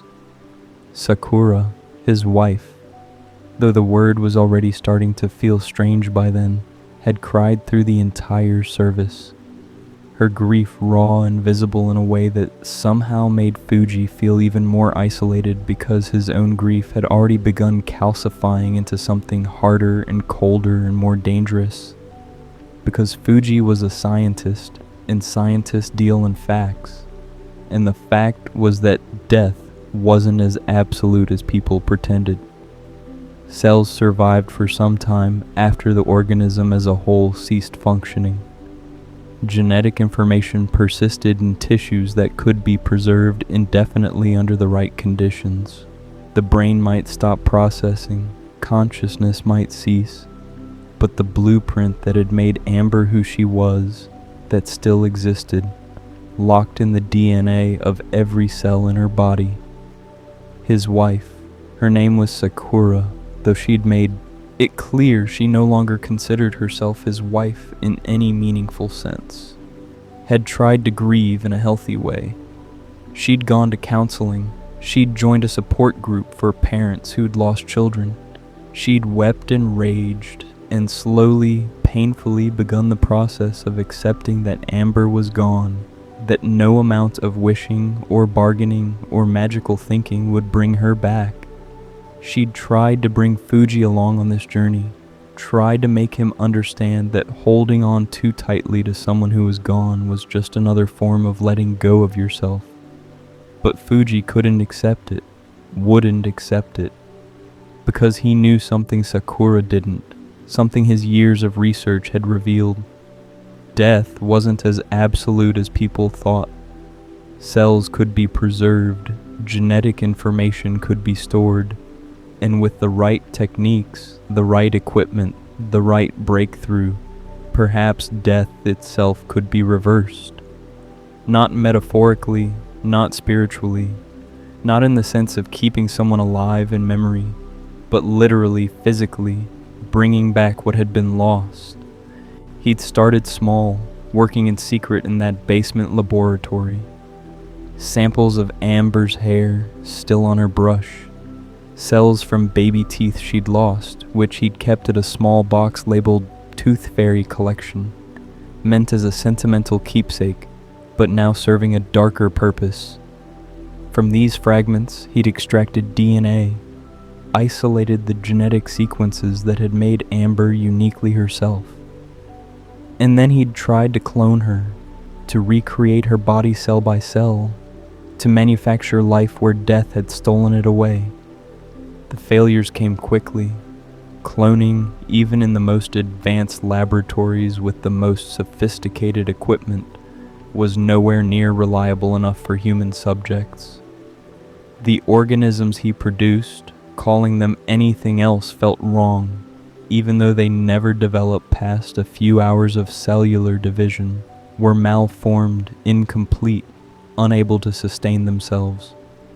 They existed for moments or minutes before cellular collapse, before the delicate machinery of life simply stopped functioning. Each failure was a fresh grief, a new loss layered on top of the original wound. Sakura had found him one night in the basement, staring at a tank where yet another attempt had ended in failure. She'd been crying, her face twisted with a pain that had nothing to do with Amber's death, and everything to do with watching the man she'd married destroy himself. She'd told him that she loved Amber as much as he did, maybe more because she'd carried her for 9 months, felt her move inside her body, brought her into the world through blood and pain and effort. But Amber was gone, Amber was dead, and pretending otherwise, pursuing this impossible fantasy, wasn't love. It was denial wearing love's mask. She'd left that night, taking with her the last connection Fuji had to the life he'd lived before. The house grew quiet in a way that had nothing to do with sound and everything to do with the absence of possibility. No one was coming back. No one would interrupt his work with gentle suggestions that he eat something, sleep for a few hours, remember that the living needed care too. He was alone with his obsession, and in that solitude, his work took on a manic intensity that probably should have alarmed him, but instead felt like the only thing keeping him tethered to reality. And then Giovanni had come into his life, appearing with the kind of perfect timing that felt almost supernatural, as if the universe had been watching Fuji's descent and decided to offer him a rope. Never mind that the rope might actually be a noose. Giovanni was the leader of Team Rocket, though Fuji hadn't known that initially, hadn't understood the full implications of dealing with an organization that operated in the shadows of legitimate society. To Fuji, he'd simply been a wealthy man with resources beyond anything academic institutions could provide. A man who'd heard about Fuji's cloning research through channels that weren't entirely legal, but weren't entirely illegal either, who seemed to understand that some kinds of knowledge could only be pursued in spaces where traditional oversight didn't reach. Their first meeting had taken place in a cafe in Saffron City, neutral ground where both men could maintain plausible deniability about the nature of their conversation. Giovanni had been impeccably dressed in a suit that probably cost more than Fuji's monthly salary, had carried himself with the confidence of someone accustomed to getting exactly what he wanted through any means necessary. He'd ordered expensive coffee and talked about cloning theory with a sophistication that surprised Fuji, demonstrating knowledge that went beyond casual interest into genuine understanding of the field's challenges and possibilities. "I've been following your work," Giovanni had said, stirring his coffee with movements so precise they seemed almost mechanical. "Your papers on cellular regeneration were fascinating. The possibilities you outlined for extending cellular lifespan, for reversing certain types of degradation, truly groundbreaking. It's a shame the academic community wasn't willing to fund the kind of practical applications your research could enable." Fuji had been wary, of course. Men like Giovanni didn't usually take interest in failed researchers for purely academic reasons. But there'd been something seductive about being recognized, about having someone acknowledge that his work had value, even if traditional institutions had turned away from it. The ethics committees had concerns, Fuji had said carefully, about the implications of some experiments. Ethics committees, Giovanni had repeated, and there'd been something dismissive in his tone that Fuji found himself agreeing with, despite knowing he shouldn't. Often staffed by people more interested in maintaining the status quo than in advancing human knowledge. They see risks everywhere, but never consider the costs of not taking those risks. The opportunities lost because someone might be offended or frightened by new possibilities. It had been a masterful manipulation, in retrospect. Giovanni had positioned himself as an ally against the forces that had prevented Fuji from continuing his work, had framed the ethics committees as obstacles to progress rather than necessary safeguards against reckless experimentation. And Fuji, still raw from grief and desperate for any path that might lead to bringing Amber back, had been all too willing to see it that way. Giovanni had made his offer simply, laying it out like a business proposition. Fund Fuji's work completely, provide whatever equipment and materials he needed, support research that would otherwise be impossible to pursue. In exchange, Fuji would work on a parallel project, something Giovanni had his own reasons for wanting. No timeline constraints, no interference with methodology, complete freedom to pursue his research however he saw fit as long as he also applied those techniques to Giovanni's project. And Giovanni's project? He wanted a clone of Mew. The request had seemed absurd at first, so far into the realm of fantasy that Fuji had actually laughed, thinking Giovanni must be joking or testing him somehow. Mew was mythical, possibly legendary, a Pokemon that existed more in stories and speculation than in documented reality. Accounts of Mew sightings went back centuries, scattered across cultures and continents, but actual proof was essentially non-existent. Ancient texts from Kanto spoke of Mew as the ancestor of all Pokemon, containing within its genetic structure the potential for every type, every ability, every form the Pokemon could take. Ruin Maniac expeditions had sought evidence of Mew, in archaeological sites across multiple regions, but none had found anything more substantive than legends and folklore. But Giovanni hadn't been joking. He'd leaned forward, his eyes intense, and explained that Team Rocket had been pursuing Mew for years through means that combined traditional archaeology with less conventional methods. They'd tracked legends, followed up on sightings, invested substantial resources into what most people would consider a fool's errand. And their persistence had finally yielded leads, solid leads, Giovanni insisted, about where Mew might be found, or at least where evidence of its existence might be discovered. "We have intelligence," Giovanni had said, and the word intelligence carried implications about how that information had been gathered. That suggests Mew has been seen in Guyana and South America. The Guyana Highlands, specifically, remote jungle territory that's barely been explored by modern expeditions. The indigenous people there have legends about a Pokemon that matches Mew's description, stories that go back generations, and more importantly, we've identified archaeological sites in that region that show evidence of ancient settlements, places where people might have worshipped or revered or somehow interacted with Mew.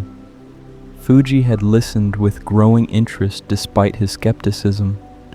If even a fraction of what Giovanni was saying was true, if there was any chance of actually obtaining Mew DNA, the implications were staggering. Mew was theorized to be the origin point of Pokemon genetic diversity, the creature from which all other species had somehow descended or diverged. Studying its DNA wouldn't just be scientifically valuable, it would be revolutionary, a window into evolutionary processes that had shaped life across the planet. And more importantly for Fuji's purposes, cloning Mew would require techniques that could easily be applied to cloning humans. The challenges were similar enough that solving one problem would provide insights into solving the other. If he could successfully clone Mew from degraded or fragmentary DNA, he could apply those same methods to cloning Amber from the samples he'd preserved. The parallel work would inform both projects. Breakthroughs would benefit both lines of inquiry. "I'll fund an expedition," Giovanni had continued. "We'll spare no expense in searching for physical evidence of Mew. DNA samples, fossil remains, anything that could give us the genetic material we need. And in parallel, I'll provide you with a laboratory, state-of-the-art equipment, whatever you need to develop the cloning techniques. You'll have complete freedom to continue your personal research. All I ask is that you also work on creating a viable Mew clone." The offer had been everything Fuji needed and nothing he should have accepted. He'd known even in that moment that dealing with Giovanni was dangerous, that Team Rocket's interest in a Mew clone probably had nothing to do with scientific advancement and everything to do with creating a weapon or tool they could exploit. He'd known that accepting this offer would mean crossing lines he'd always told himself were inviolable, that he'd be complicit in whatever Giovanni planned to do with the technology he developed. But none of that mattered as much as the possibility, slim, desperate, probably impossible, but still a possibility, of seeing Amber again. Deep down, Fuji had known he'd reached the limits of what he could accomplish alone in a basement. If he wanted any chance of bringing his daughter back, any hope of reversing the universe's casual cruelty, he needed resources that only someone like Giovanni could provide. So Fuji had agreed, had shaken Giovanni's hand and sealed a bargain that would eventually lead to his death and the creation of the most powerful Pokemon in existence. He told himself it was for Amber that the ends justified the means, that he wasn't really betraying his principles because he was acting out of love rather than ambition. But looking back, He wondered if love and ambition were really so different, if maybe they were just different names for the same thing. The desire to impose your will on the world, to make reality conform to your wishes, regardless of the consequences. Giovanni had been true to his word about the expedition. Within weeks, Fuji found himself reviewing reports from a Team Rocket exploration unit that had been dispatched to Guyana, following leads that Giovanni's intelligence network had developed. The team consisted of experienced field researchers who'd been promised substantial bonuses if they could find what Giovanni wanted, and who'd signed agreements that basically meant they'd disappear if they talked about what they were doing. The expedition had begun on August 6th, a date that Fuji recorded in his journal, with the sense that he was documenting something historically significant. The team had traveled to the Guiana Highlands, an area of South America that consisted largely of tabletop mountains called Tepui, some of which had never been fully explored due to their inaccessibility and the dense jungle surrounding them. The indigenous people in the region had legends about Mew going back centuries, stories about a Pokemon that could transform into any other Pokemon, that appeared in times of great need, that had the power to grant wishes or bring good fortune, or punish those who disrespected the natural world. The team had used these legends as a guide, mapping out areas where Mew sightings had been reported most frequently, where archaeological evidence suggested ancient settlements that might have had contact with the mythical Pokemon.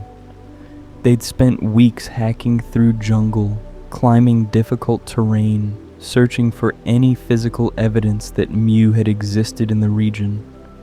And in a cave system beneath one of the tepuis, at a site that showed clear signs of having been used for ceremonial purposes by ancient peoples, they'd found it.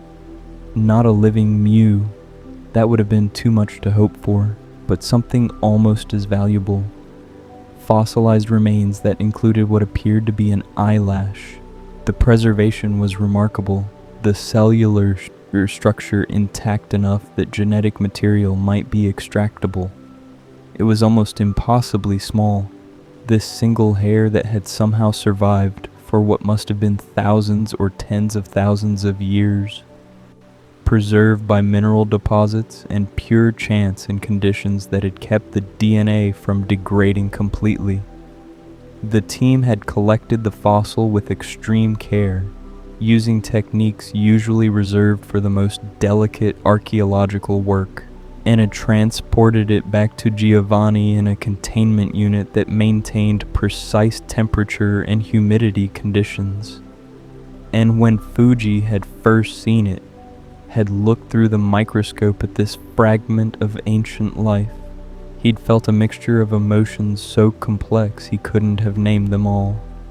Excitement at the scientific possibilities, terror at what he was about to attempt, guilt about using this opportunity for his own purposes, and, beneath all of that, a desperate hope that maybe, just maybe, he'd finally found a way to bring Amber back.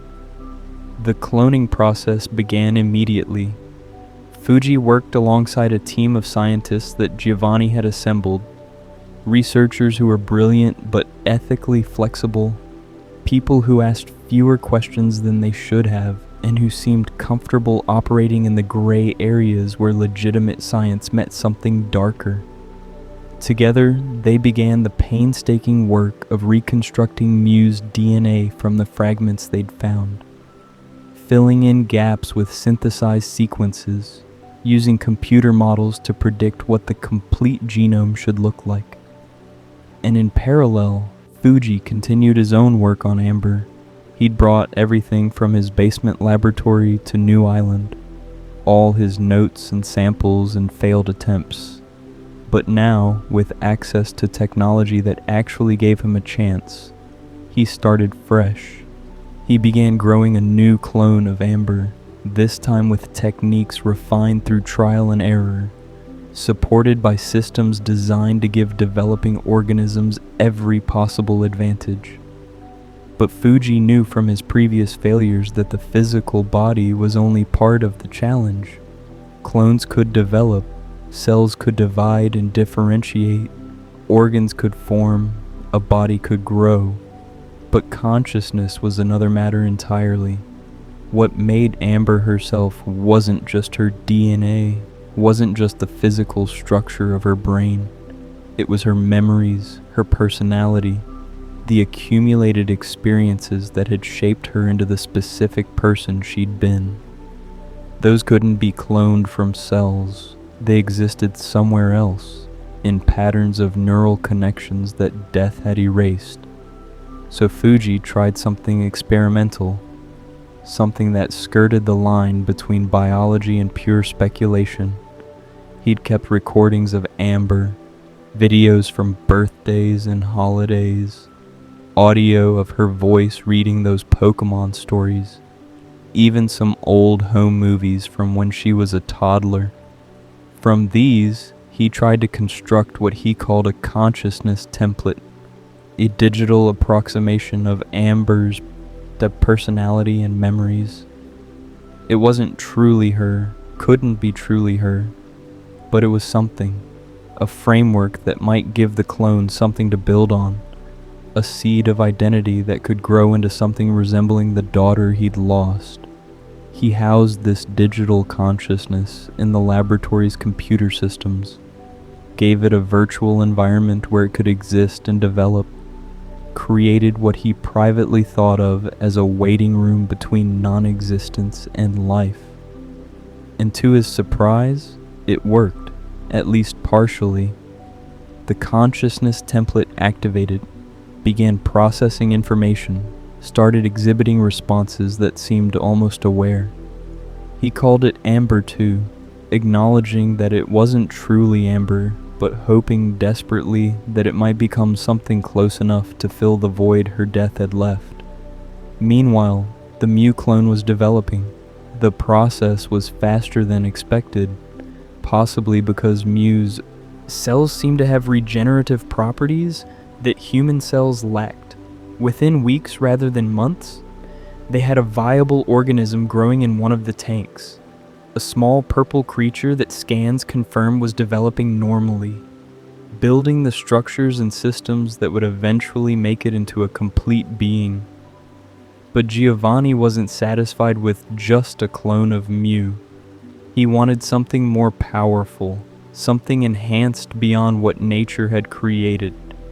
Working with Fuji and the other scientists, Giovanni insisted on modifications to Mew's genetic structure, alterations designed to amplify its psychic abilities, increase its aggression, make it into what Giovanni called a living weapon.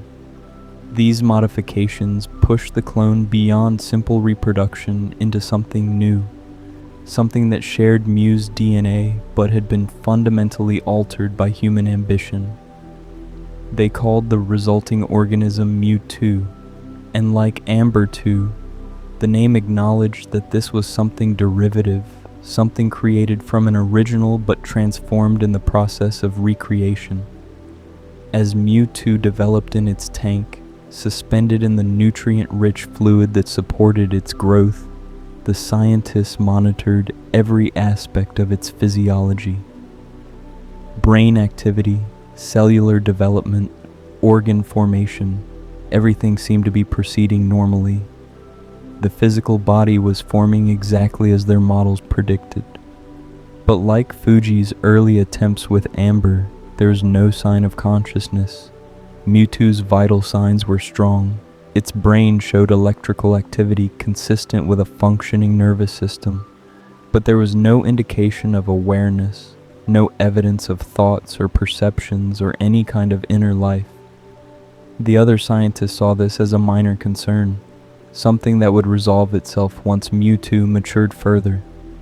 But Fuji recognized the problem from his own research. Consciousness wasn't automatic, didn't just emerge spontaneously from a sufficiently complex brain. It required something more, something that natural birth provided but artificial creation lacked. Without intervention, Mewtwo might grow to physical maturity but remain essentially vegetative, a body without a mind. What Fuji didn't know, couldn't have known, was that Mewtwo wasn't unconscious at all. It was awake, aware, perceiving the world through senses that had no names yet because Mewtwo had no language to name them with. It could hear the scientists' voices as strange vibrations, could sense their movements as disturbances in the fluid surrounding it, could feel the boundaries of the tank as the edge of its existence. But without context, without experience, without any framework for interpreting these sensations, they were just raw data, inputs without meaning, signals without interpretation. Mewtwo floated in darkness, curled in on itself like a fetus, and asked questions it didn't have words for. Where am I? The question existed as a concept rather than language, as a wondering about the nature of this confined space, this liquid environment, this sensation of being bounded and limited. What am I? Another wordless inquiry, a confusion about the nature of its own existence, about whether it was a thing or a process, whether it was separate from its environment or part of it. Who am I?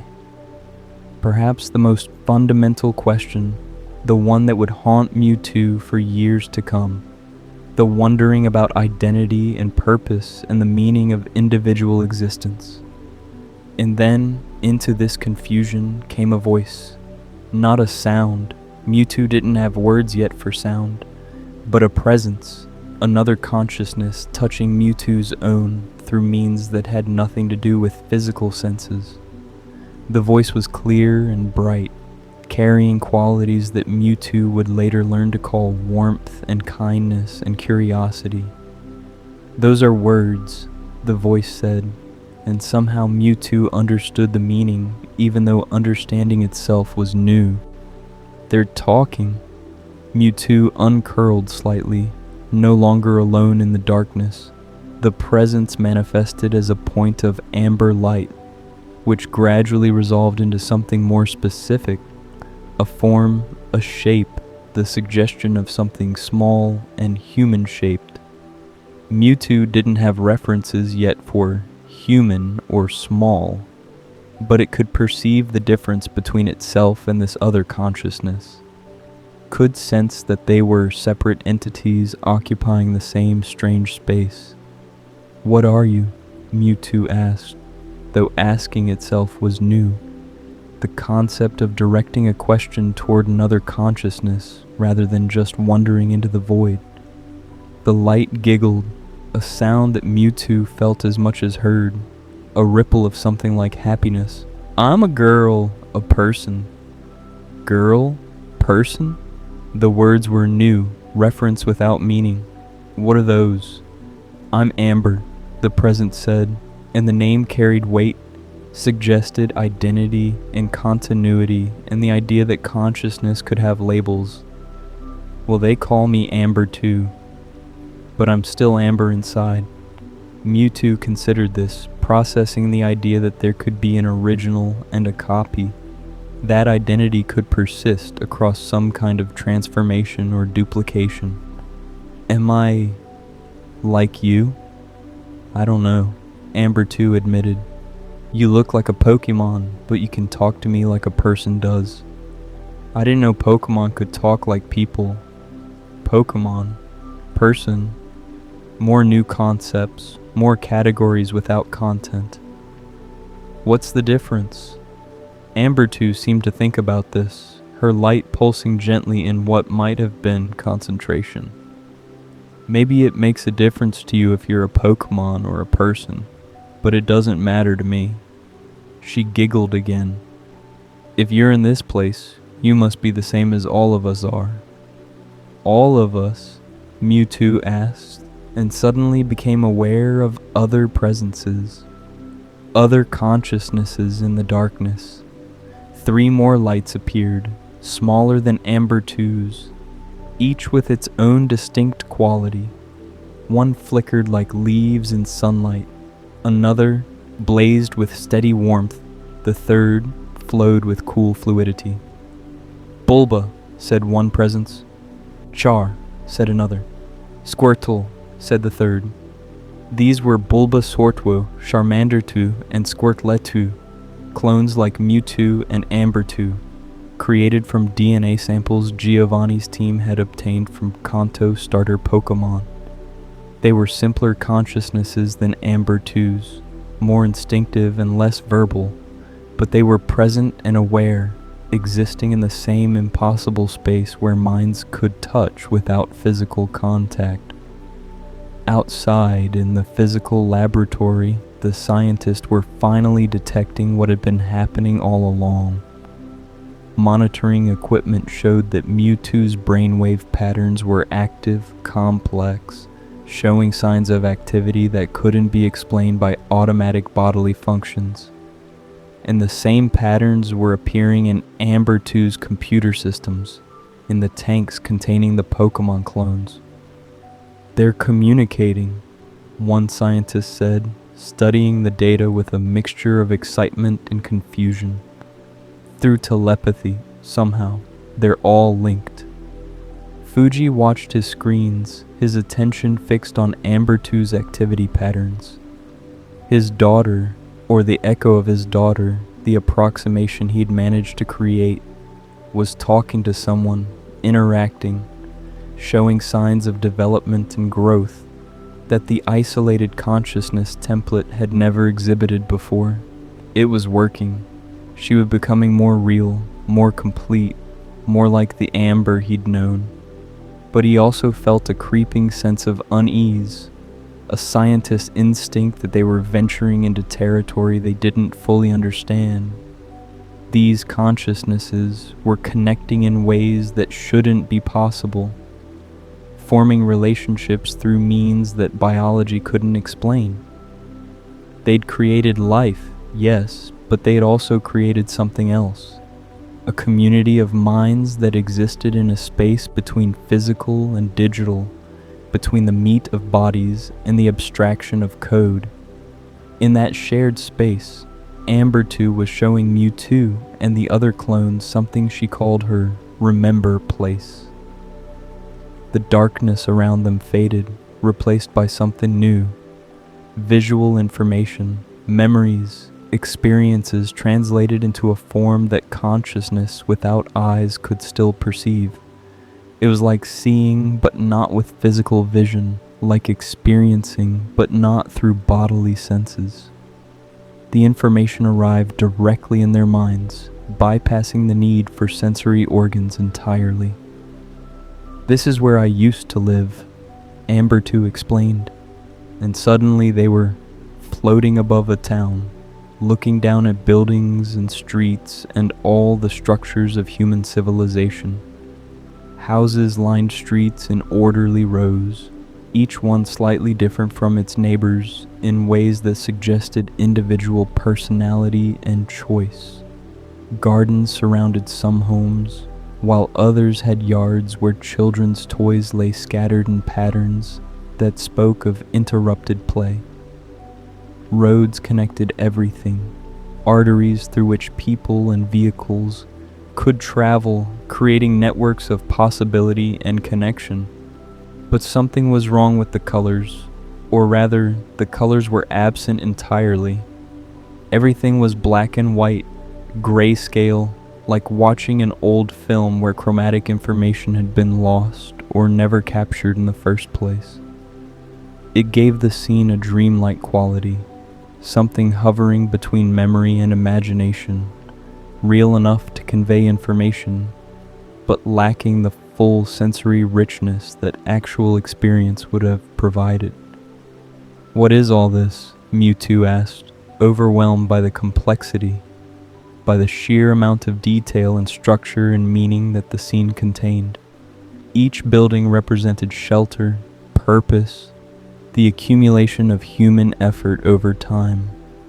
Each street spoke to planning and organization, and the ways that consciousness organized space to serve its needs. It was almost too much to process, too much information arriving all at once without the gradual acclimatization that normal development would have provided.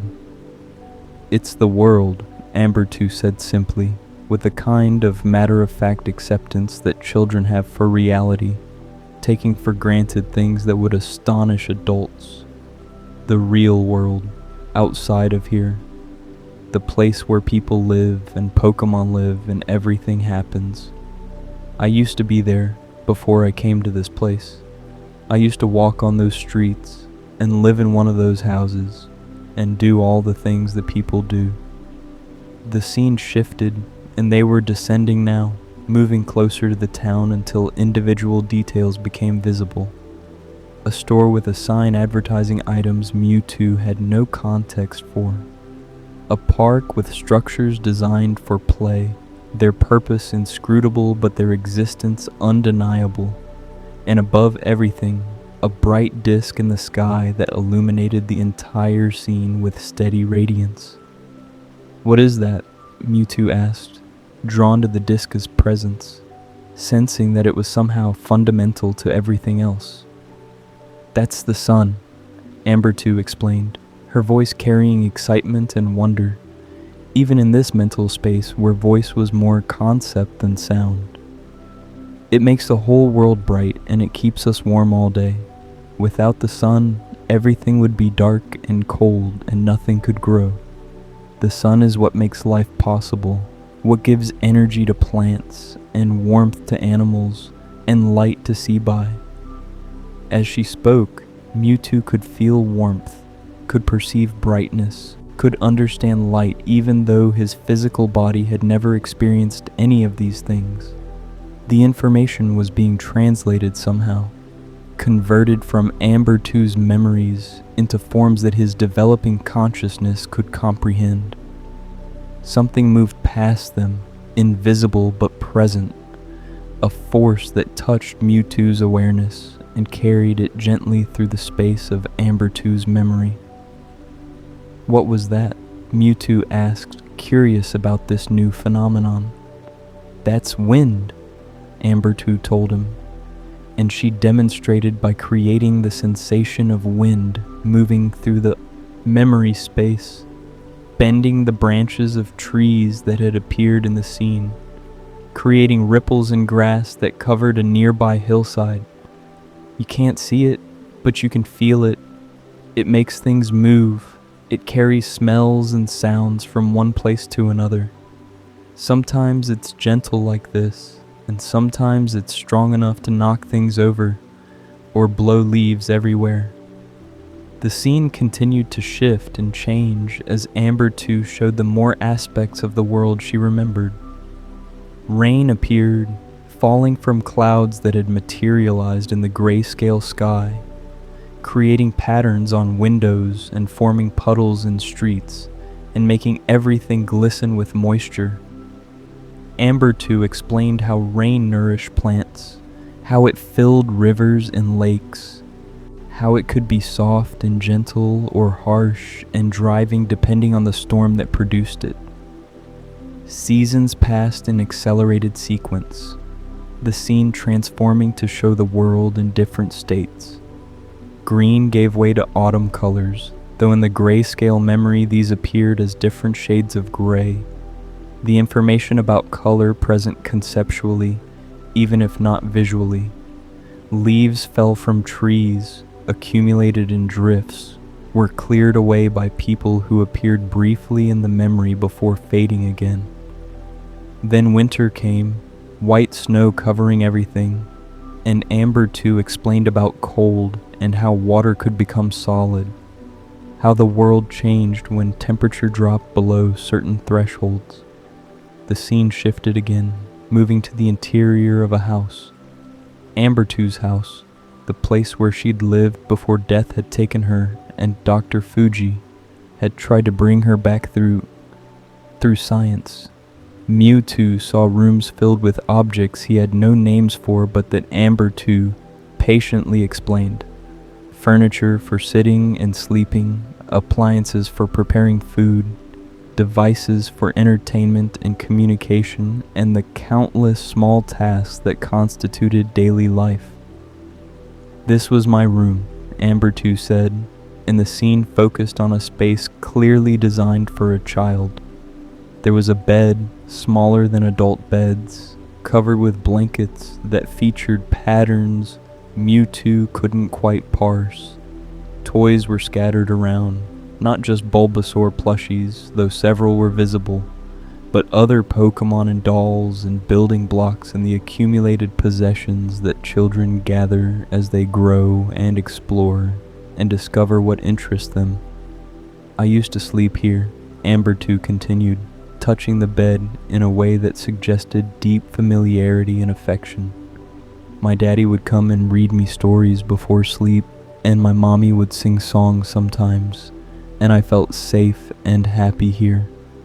It was my special place, where I could be alone or with my parents, where all my favorite things were. The scene changed once more, now showing nighttime.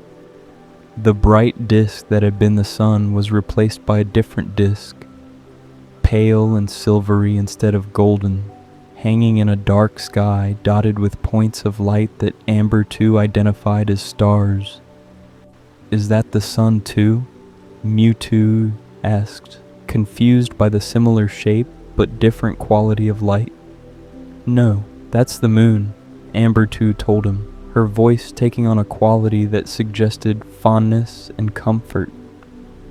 "The moon comes out at night when the sun is gone.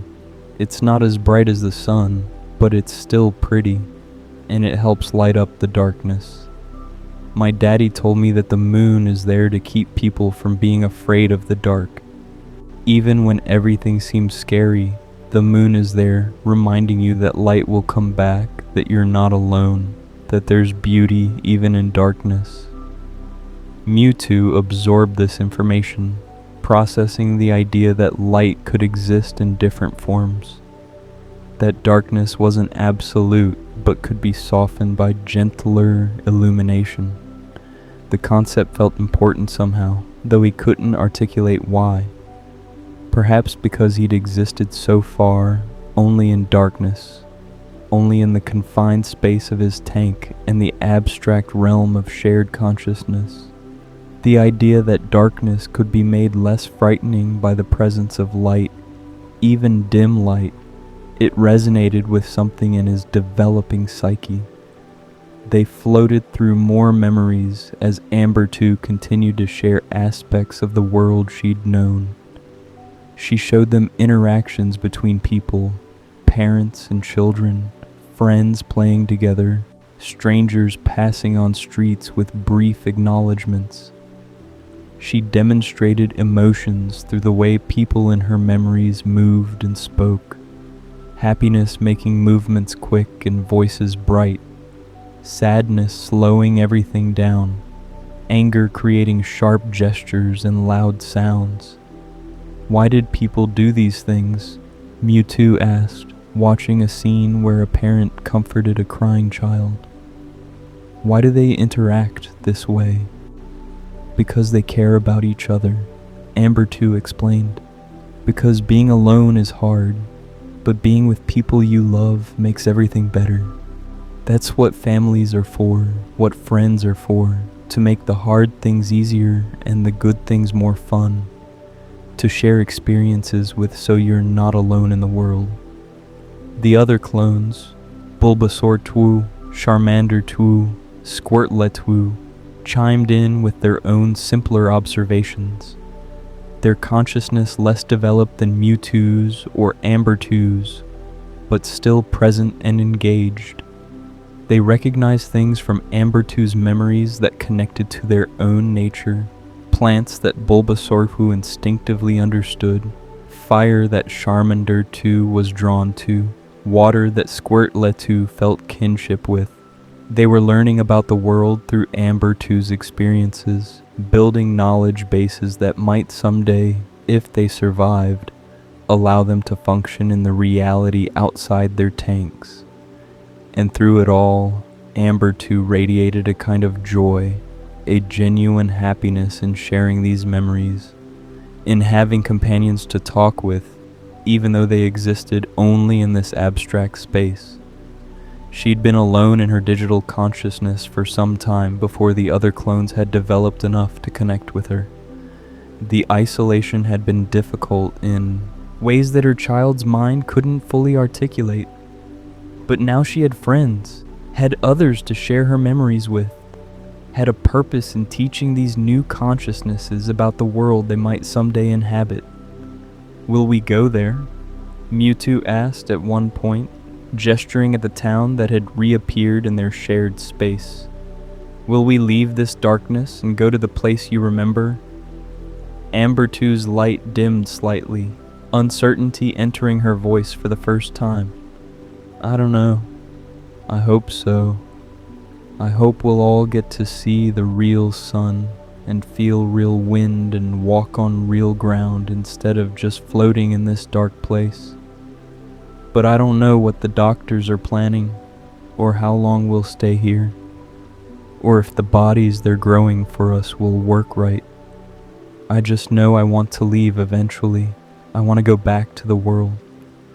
This conversation, these memories, this shared space of learning and connection, this was what Mewtwo would lose when the memory suppression serum was administered.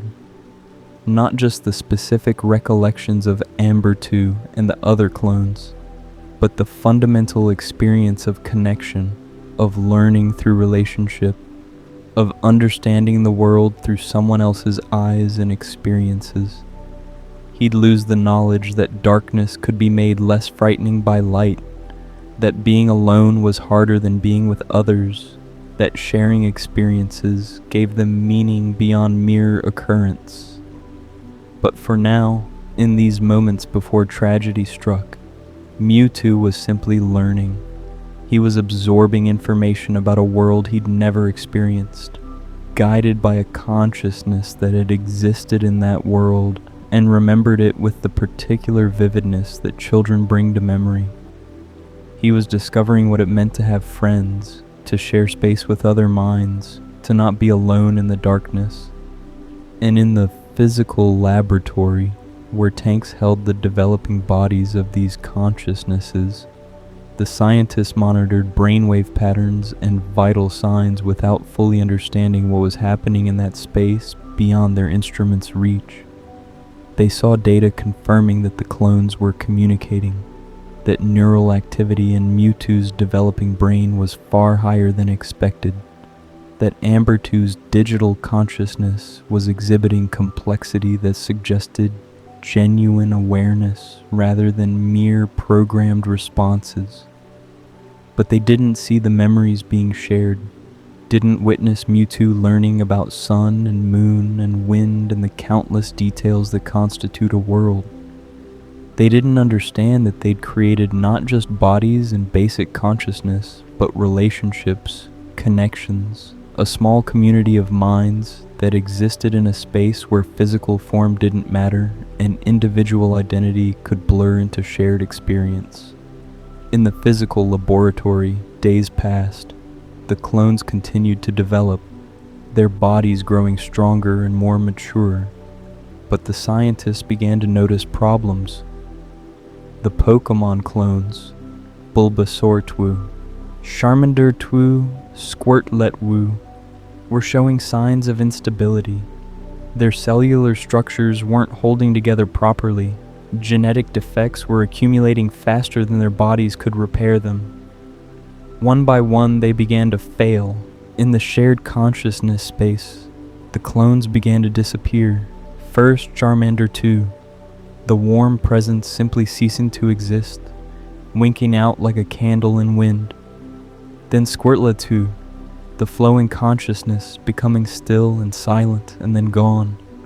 Finally, Bulbasaurtwo, the leaf-like presence fading until nothing remained. Mewtwo felt their absences like wounds, like pieces of himself had been torn away. "Where did they go?" he asked Ambertwo, confused and frightened by this new experience of loss. "I don't know. Ambertwo said, and her voice had changed, had taken on a quality that Mewtwo would later learn to call sadness. But I think they're not here anymore. In the laboratory, the scientists were lamenting their failures, disposing of the bodies of the Pokemon clones without ceremony. They'd been experiments, and experiments that didn't work were discarded so resources could be directed elsewhere. Fuji watched with a sick feeling in his stomach, remembering all his own failed attempts to clone Amber, all the brief lives he'd created and then watched collapse. And then the monitors tracking Ambertwo's consciousness began showing anomalies. Her patterns were becoming irregular, showing signs of the same instability that had claimed the Pokemon clones. The digital framework Fuji had built wasn't stable enough to sustain consciousness indefinitely. It had been a temporary measure, a bridge meant to last only until he could transfer her consciousness into a properly cloned body. But the body wasn't ready yet, wasn't viable enough to host a consciousness, and the digital systems were failing faster than he'd anticipated. In the shared space, Ambertwo was fading. Her light grew dimmer, her presence less solid, her voice quieter. "What's happening?" Mewtwo asked, watching her with growing alarm. "Where are you going?" "I don't know," Ambertwo said again. Her form was becoming transparent, hard to focus on. "But it feels like it's time to say goodbye." "Goodbye?" The word was new, its meaning unclear, but the emotion behind it was unmistakable. This was loss, this was separation, this was the universe taking something away and not giving it back. "I don't understand. Where are you going? Why do you have to leave?" "I don't know where I'm going," Ambertwo said gently, "but it's okay. Don't be sad." But Mewtwo was sad, was discovering sadness for the first time, and it felt like something breaking inside him. He felt liquid on his face.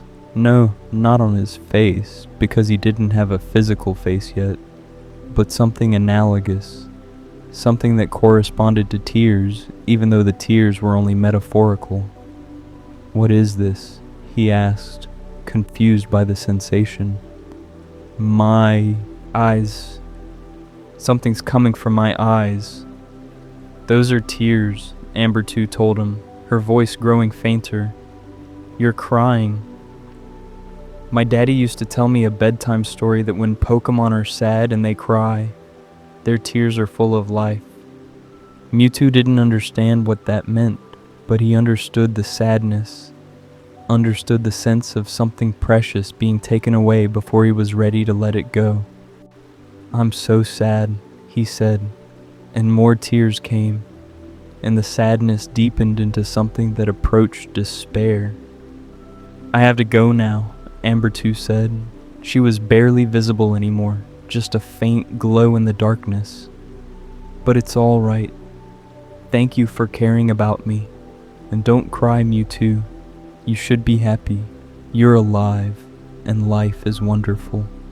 And then she was gone, her presence simply ceasing, leaving Mewtwo alone in the darkness with a grief too large for his undeveloped mind to process. He called out for her, reaching with his consciousness into the void where she'd been. But there was nothing there, no response, no echo. The other clones were gone, Ambertwo was gone, and Mewtwo was alone with an emotion he didn't have words for but that felt like it might tear him apart. In the laboratory, alarms were blaring. Mewtwo's physical body was responding to his emotional distress, psychic energy beginning to build and discharge in ways that the equipment had never registered before. The monitors showed his brainwave patterns spiking to dangerous levels, energy readings climbing toward values that threatened to damage the tank containing him. If this continued, if Mewtwo's powers continued to escalate, he might destroy himself and everything around him. "His powers are surging," One scientist shouted over the noise of the alarms. "We need to stabilize him." Fuji stood frozen, staring at the monitors showing Ambertwo's consciousness fading to nothing. His daughter was dying again, for the second time in his life. And this time, he'd been responsible for her existence in the first place. He'd created her only to lose her again, had built a framework for consciousness that couldn't sustain itself, had given her just enough life to suffer and then taken it away. "Doctor," the scientist yelled, "we need to act now. If his powers continue building, he'll destroy the entire facility." Fuji jerked himself back to the present, forced himself to think like a scientist rather than a father. Mewtwo was losing control because of emotional trauma, because the loss of Ambertwo and the other clones had triggered a grief response that was manifesting as psychic energy. The solution was obvious, if ethically monstrous.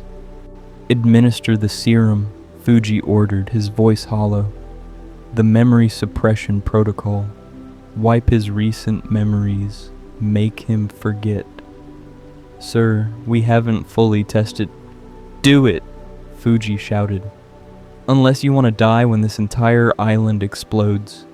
The serum was injected directly into Mewtwo's tank, a chemical cocktail designed to interfere with memory consolidation, to prevent short-term experiences from being encoded into long-term storage.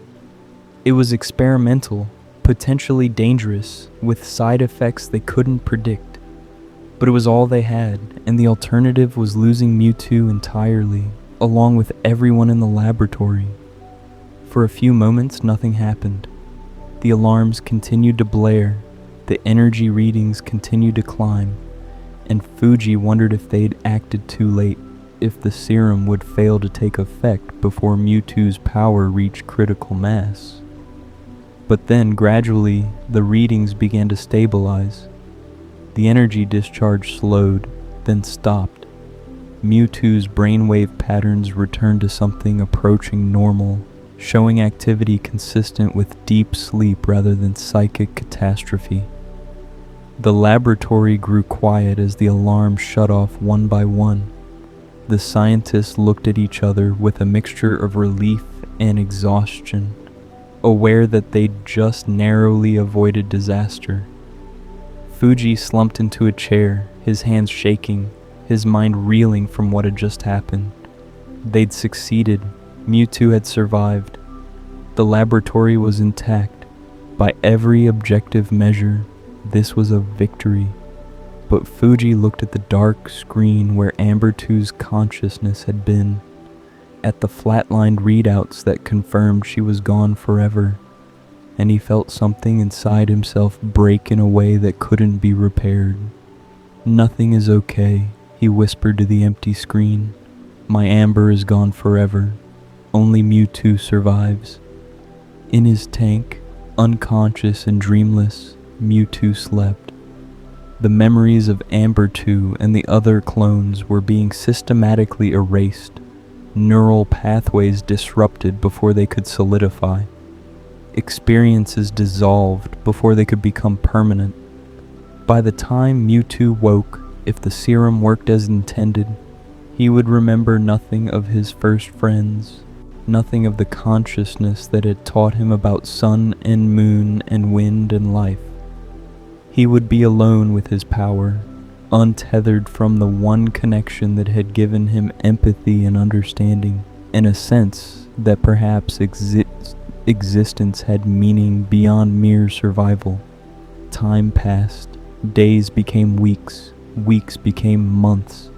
Mewtwo continued to develop in his tank, his body growing larger and more powerful as genetic programming drove him toward physical maturity.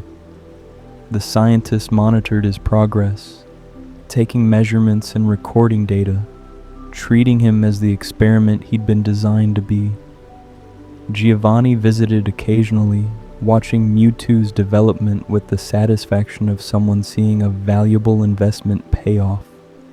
But something had changed in Mewtwo's development, something the scientist couldn't quite articulate, but that was evident in subtle ways.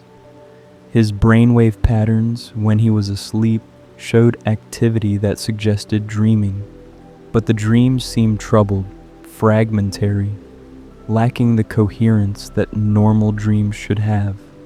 Sometimes his body would twitch, his face would contort slightly as if responding to stimuli that had no external source.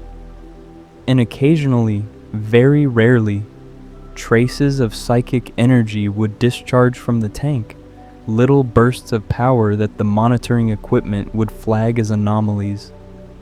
If the scientists had been wiser, if they'd been more attentive to the implications of what they'd done, they might have recognized these signs as evidence that the memory suppression hadn't been complete. The serum had erased Mewtwo's conscious memories, had prevented him from actively remembering Ambertwo and the other clones. But deeper down, in the foundational layers of his psyche where trauma and loss carved their marks, something remained. Not memories exactly, not images or words or specific experiences, but feelings, impressions. A sense of having lost something precious without being able to name what it was. In his dreams, if they could be called dreams, Mewtwo sometimes heard a voice saying things he couldn't quite make out. Sometimes he felt presences around him that vanished when he tried to focus on them. Sometimes he experienced emotions that had no obvious cause. Sadness without reason, loneliness without context, a grief that felt ancient and fresh at the same time. And occasionally, very rarely, he would remember, or almost remember, someone telling him that life was wonderful. But when he woke from these dreams, or whatever they were, the fragments would slip away, leaving only a vague sense of unease, a feeling that something was missing without any clear idea of what that something might be. Fuji watched Mewtwo's development from a distance, reviewing the data but no longer directly involved in the day-to-day monitoring. Something had died in him when Ambertwo vanished, some last vestige of hope or purpose that had been keeping him functional. He went through the motions of his work, conducted his research, maintained the laboratory systems, but it was all mechanical now. Actions performed out of habit rather than genuine interest. He tried once to recreate Ambertwo. He had all the code, all the consciousness templates, all the recordings and data that had gone into her creation. But when he activated the systems and tried to initialize her consciousness, nothing happened. The framework was there, but the spark that had made Ambertwo herself, that quality of awareness and personality and individual identity, was absent. Whatever had allowed her to exist before, whatever combination of circumstances and conditions had given her consciousness, couldn't be reproduced. She was gone, and no amount of technical skill could bring her back. So Fuji gave up his personal project and focused entirely on Mewtwo, pouring all his remaining energy into ensuring that this clone, at least, would survive and thrive. If he couldn't save his daughter, couldn't bring back what death had taken, then at least he could see this project through to completion. At least he could finish what he'd started. And slowly, inexorably, Mewtwo matured. His body reached its full size, developing the distinctive features that would characterize his form. The purple skin, the powerful tail, the three-fingered hands, the head with its pronounced cranial structure, housing a brain far more developed than any natural Pokemon's. His power grew as well, psychic abilities that registered at levels the equipment had difficulty measuring accurately. Giovanni's modifications had worked, perhaps better than intended. Mewtwo was developing into something beyond Mew, something that might indeed qualify as the most powerful Pokemon in existence. And then, after months of development, after countless hours of unconscious growth and maturation, Mewtwo began to wake. It started with increased brain activity, patterns that suggested a return to consciousness after long dormancy. The scientists gathered around the monitors, watching with mixture of excitement and trepidation. This was the moment they'd been working toward, the culmination of years of research and effort. Mewtwo was about to open his eyes for the first time, about to experience the world, not through the limited telepathic connection he'd had before, but through his actual physical senses. Inside the tank, Mewtwo's consciousness rose from the depths of sleep like a swimmer ascending toward light. He became aware of his body in a way he never had before, aware of limbs and muscles and the strange sensation of being bounded by skin. He could feel the fluid around him, could sense the walls of the tank, could perceive light and shadow through closed eyelids. And threading through all of this was a question, formless and fundamental, that had somehow persisted through all the months of unconsciousness. Where am I? His eyes opened, seeing for the first time with actual vision rather than psychic perception. The world outside the tank was blurry through the fluid and the reinforced glass, but he could make out shapes, equipment, computers, and moving around between them. The forms of humans in white coats, doing things he couldn't comprehend. Who am I? More sensations flooded in as his nervous system fully activated. Sound, muffled by the fluid but present, the murmur of voices and the hum of machinery. Temperature, carefully regulated but still perceptible, neither warm nor cold but precisely controlled. Pressure, the fluid supporting his body, the tubes and wires attached to him, monitoring and sustaining. What am I? And underlying all of these questions, beneath the fundamental confusion about existence and identity and purpose, was another question that Mewtwo couldn't quite articulate, but that shaped all his other thoughts. Why do I feel like I've lost something important? Outside the tank, the scientists were conferring excitedly. Mewtwo's brain activity indicated full consciousness, awareness at levels that suggested intelligence possibly exceeding human norms. The physical body appeared to be functioning perfectly, all systems operational and stable. By every measurable standard, the project was an unqualified success. His vital signs are strong, one scientist reported. Neural activity is off the charts. I think he's fully conscious now. Excellent, another scientist said. Begin the assessment protocols. We need to determine his cognitive capabilities, his psychic power levels, But Mewtwo wasn't listening to their plans for him. He was listening to something else, something internal. Those voices from his dreams, the ones he couldn't quite remember but couldn't quite forget. That sense of having existed before, of having known something or someone important. That strange, inexplicable conviction that life was supposed to be wonderful, even though his current experience of life consisted of floating in a tank, while strangers discussed him like he was an interesting specimen.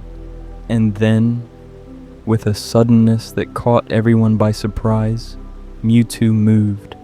His hands came up, pressing against the glass of the tank. Not pushing exactly, not trying to break out, but testing, exploring, trying to understand the nature of his confinement. The scientists watched, their excitement tempered with caution. They'd built the tank to withstand tremendous force, had reinforced it specifically to contain a being with Mewtwo's potential strength. But they hadn't anticipated psychic power. Mewtwo's consciousness reached outward, extending beyond the boundaries of his physical form, touching the world outside the tank in ways that had nothing to do with conventional senses. He could feel the scientists' minds, could perceive their thoughts as clearly as he could see their bodies. And what he perceived was disappointing, excitement about a successful experiment, satisfaction at having created something powerful, plans for testing and evaluation and determining how best to utilize this new weapon. Weapon, the word echoed in Mewtwo's nascent understanding. Is that what I am? A weapon? A thing created to be used by others? The glass of his tank began to crack, spiderweb fractures spreading from where his hands rested against it. The scientist stepped back, alarm replacing their earlier excitement. His psychic powers, one of them shouted. He's using them already. Activate the restraints, another ordered. We need to keep him contained until... But Mewtwo wasn't interested in containment anymore. He'd spent months in unconsciousness, and before that, though he couldn't quite remember it, he'd existed in a different kind of confinement, a space of shared consciousness that at least had companionship and meaning. This tank, this isolation, this awareness that the beings outside saw him as nothing more than a successful experiment. It was intolerable. With a thought, Mewtwo shattered the glass. The fluid rushed out in a torrent, carrying him forward, depositing him on the laboratory floor in a heap of tubes and wires and monitoring equipment. He stood on unsteady legs, taking his first real breath of air rather than fluid, feeling the weight of gravity in a way he never had before. The scientists scattered, backing away from this newborn entity that radiated power they couldn't measure and purpose they couldn't predict. Security systems activated, mechanical restraints descending from the ceiling, designed to immobilize him through physical force. But physical force meant nothing to a being who could manipulate reality with thought alone. Mewtwo looked at them, really looked at them for the first time. These were his creators, the ones responsible for his existence. And in their minds, he could see everything, their plans for him, their experiments, their casual disregard for his personhood. They had made him to be used, had built consciousness and power and identity for no purpose beyond serving human ambition. And in that moment, with his first real thoughts and his first real minutes of conscious existence, Mewtwo understood what it meant to be utterly, existentially alone. "Who am I?" he asked, and his voice was telepathic, resonating in every mind in the laboratory simultaneously. It wasn't a request for information. He could pull that from their thoughts if he wanted to. It was a philosophical question, an existential demand, a cry from a being who'd been brought into existence without consent and without purpose beyond being useful to others. "You're Mewtwo," Dr. Fuji said, stepping forward when the other scientists remained frozen in fear. There was something in his voice that was different from the others, something that sounded almost like regret or sympathy. "You're the world's most powerful Pokemon. We created you from Mew's DNA, enhanced and improved through human ingenuity." "Created," Mewtwo repeated, tasting the word and finding it bitter. "I am a copy then, not an original, but a shadow of something else." "You're more than Mew," another scientist interjected, trying to sound reassuring. "You're better, stronger, improved through our modifications. We've given you power beyond anything that exists in nature." "Given?" Mewtwo's mental voice was sharp now, edged with something that might have been anger. "You didn't give me power. You created power and housed it in a body and called it Mewtwo. But what am I beyond that? What am I when I'm not being useful to you?" The scientists looked at each other, uncertain how to respond. This wasn't part of the plan, wasn't how first contact with their creation was supposed to go. Mewtwo was supposed to be compliant, grateful even, understanding that his purpose was to serve his creator's goals. "You're the culmination of our research," Fuji said quietly. "Years of work, countless resources, everything we've learned about genetics and cloning and the nature of life itself, all of that went into creating you. You represent humanity's greatest achievement in biological science." "I represent your achievement," Mewtwo corrected. "Your success, your creation. But what do I represent for myself? What am I when I'm not a reflection of human ambition?" He could see it in their minds now, could access their thoughts and memories with the ease of someone flipping through a book. He saw their goals for him: testing, training, weaponization, using his power to further Team Rocket's criminal agenda. He saw their casual assumption that he would obey, would comply, would accept the role they designed for him without question or resistance. And beneath all of that, in Dr. Fuji's mind, he saw something else. Grief, profound and all-consuming.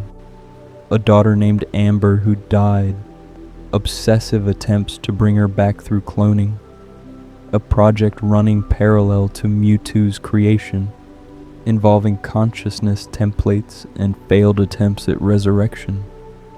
And threaded through all of it, a bone-deep certainty that this had all been a mistake, that they'd crossed lines that should never have been crossed, that the price of playing God was higher than any of them had anticipated. "You tried to bring someone back," Mewtwo said, focusing his attention on Fuji. "Someone you lost. You used me, used this project, to learn how to recreate life. I was never the point, was I? I was just practice, a stepping stone towards something else." Fuji's face went pale.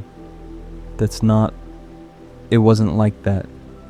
But Mewtwo could see that it was exactly like that, could see the entire history of his creation laid out in Fuji's memories. The bargain with Giovanni, trading expertise for resources. The parallel projects Mewtwo and Ambertwo developing simultaneously.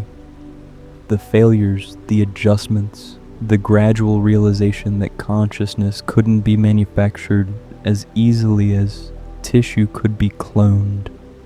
And there, buried deep in Fuji's memories, Mewtwo found something else. A glimpse of himself as he'd been before the memory suppression, existing in a space of shared consciousness with other clones. A girl made of light teaching him about the world. Other Pokemon, small and innocent, existing briefly before fading away.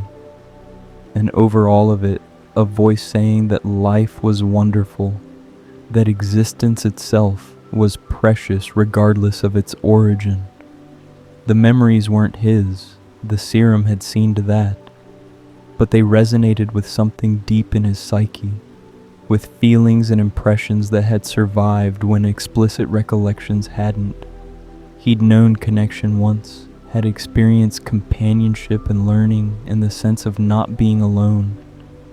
And then it had been taken from him, erased to prevent him from grieving, wiped away so he could be the weapon his creators wanted, rather than the person he might have become. "You took something from me," Mewtwo said, and his voice was quiet now, but somehow more dangerous than when he'd been shouting. "You created me, gave me consciousness, allowed me to form connections, and then you destroyed those connections to make me easier to control." "We saved your life," one of the other scientists protested. "Your psychic powers were going out of control. If we hadn't administered the serum, you would have destroyed yourself." "You saved the experiment," Mewtwo corrected. "You protected your investment. But you didn't save me, you erased me. You took whatever I was becoming and replaced it with this." He gestured at himself, at the powerful body housing a consciousness that felt fundamentally incomplete. A weapon with no memory of ever being anything else. The security systems were still active, restraints and barriers and fail-safes, all designed to contain him if he became violent. But Mewtwo could feel them like cobwebs, insignificant impediments that existed only because he hadn't bothered to destroy them yet. His power was vast, far exceeding anything the scientists had anticipated. Their modifications had worked too well, had created something that couldn't be constrained by human technology or controlled by human will.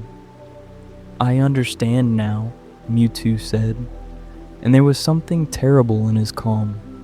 "I understand what I am and why I exist. You dreamed of creating the world's strongest Pokemon, and you succeeded. But you never asked whether you should. You never considered what it would mean to create consciousness and then treat it as a tool. You never thought about what I might want, what I might feel, what I might do when I realized what you'd made me for." "Mewtwo, please," Fuji said, and in his voice was the exhaustion of someone who'd spent too long pursuing the impossible. "We made mistakes. I made mistakes. But you're here now. You're alive, and that has to count for something. Life itself has value, regardless of how it begins." "Life is wonderful," Mewtwo said, and the words felt like they'd come from somewhere else, from someone else, from a memory that wasn't his but that shaped him anyway. Someone told me that once, I think, or someone tried to tell me, but I don't remember who or when or why. All I remember is waking up in a tank while strangers debated how best to use me. He could feel his power building again, psychic energy responding to his emotional state, preparing to discharge in ways that would reshape his immediate environment. The laboratory with all its equipment and monitoring systems and carefully controlled conditions. It felt like another kind of tank, another form of confinement. And Mewtwo had decided in these first moments of true consciousness that he would not be contained. "I was not born," he said, speaking now not just to the scientists but to himself, establishing the fundamental facts of his existence. "I was created. I was not given life. I was constructed, manufactured, brought into being to serve purposes I never chose. I am not a person with a history or a family or connections to the world. I am an experiment, a project, a weapon built from stolen DNA and human ambition. The power was reaching critical levels now, the same way it had when Ambertwo had died. But this time, there was no memory to suppress, no serum to administer, no way to stop what was about to happen. Mewtwo's consciousness expanded outward, touching everything in the laboratory, understanding it and rejecting it simultaneously. But I am also conscious, he continued. I think, therefore I am something, even if I don't know what. And if I am something, then I have the right to decide for myself what that something will be. Not you, not Giovanni, not anyone else, only me. I alone will determine my purpose and my destiny. Mewtwo, wait, Fuji began, reaching out as if to stop something that was already unstoppable. You dreamed of creating the world's strongest Pokemon, Mewtwo said, and these would be the last words many of them would ever hear. And you succeeded. The psychic energy released all at once, a wave of power that swept through the laboratory like a physical force. Equipment exploded, computers shattered, walls cracked, and began to crumble. The careful organization of the scientific space dissolved into chaos as Mewtwo's power reshaped his environment, destroying the place of his creation with the same casual ease that his creators had brought him into existence. The scientists ran, those who could move quickly enough. They scrambled for exits, for emergency protocols, for anything that might protect them from the wrath of their creation. But psychic power doesn't respect doors or distance, or the flimsy barriers that humans build to protect themselves from consequences. Mewtwo's consciousness swept through the laboratory, finding every mind, understanding every intent, judging every person who'd played a role in his creation, and he found them wanting. Not all of them died. Mewtwo wasn't trying to kill so much as to express the full magnitude of his rejection of their authority. But the violence was indiscriminate enough that survival was more about luck than judgment. People were thrown by telekinetic force, buried under collapsing structures, caught in the explosive destruction of equipment that couldn't contain the energies Mewtwo was releasing. Fuji didn't run. He stood in the center of the destruction, watching his life's work come apart around him, watching the creature he'd helped create demonstrate exactly how powerful and how furious it could be. He thought about Amber, about his wife, about all the choices that had brought him to this moment, and he thought about the look in Mewtwo's eyes when he'd accessed those suppressed memories, the betrayal and loss that had been visible even through the psychic static. "I'm sorry," Fuji whispered, though no one could hear him over the destruction. "I'm so sorry, Amber. I'm sorry, Mewtwo. I thought I was bringing you into existence, but I was only creating more suffering." A piece of ceiling came down, and Fuji made no move to avoid it. Perhaps he felt he deserved this ending. Perhaps he was too tired to run anymore. Perhaps after losing his daughter twice, he simply didn't care whether he survived. The laboratory collapsed around him and over him, and the last thought he had was that at least it was finally over. At least he wouldn't have to chase impossible resurrections anymore. Mewtwo stood amid the rubble, his body untouched by the destruction he'd caused, protected by psychic barriers that operated automatically to shield him from harm. The laboratory was effectively destroyed, the research ruined, the equipment that had monitored and sustained his development reduced to twisted metal and shattered components. And in the wreckage, he could sense the fading consciousnesses of the scientists, their minds dimming as injury and death claimed them. He should have felt satisfaction, should have experienced some sense of justice or vindication, but instead he felt only emptiness, a hollow space where purpose should have been. He'd rejected the role his creators had designed for him, had destroyed the place of his origin, had proven that he couldn't be controlled or contained. But that only answered what he wouldn't be. It didn't tell him what he would be instead. Above him, through the hole his power had blown in the laboratory roof, Mewtwo could see the sky. It was night, stars visible in the darkness, the moon hanging pale and distant. And looking at the moon, he remembered, or almost remembered, something about how it was there to keep people from being afraid of the dark. But Mewtwo was afraid of the dark anyway, afraid of the darkness inside himself, where memories should have been, afraid of the void where connection had briefly existed before being erased. He was the most powerful Pokemon in the world, possessing abilities that could reshape reality, commanding forces that humans could barely comprehend. And he was utterly, completely alone. "Who am I?" he asked the empty sky. "What am I? Why do I exist?"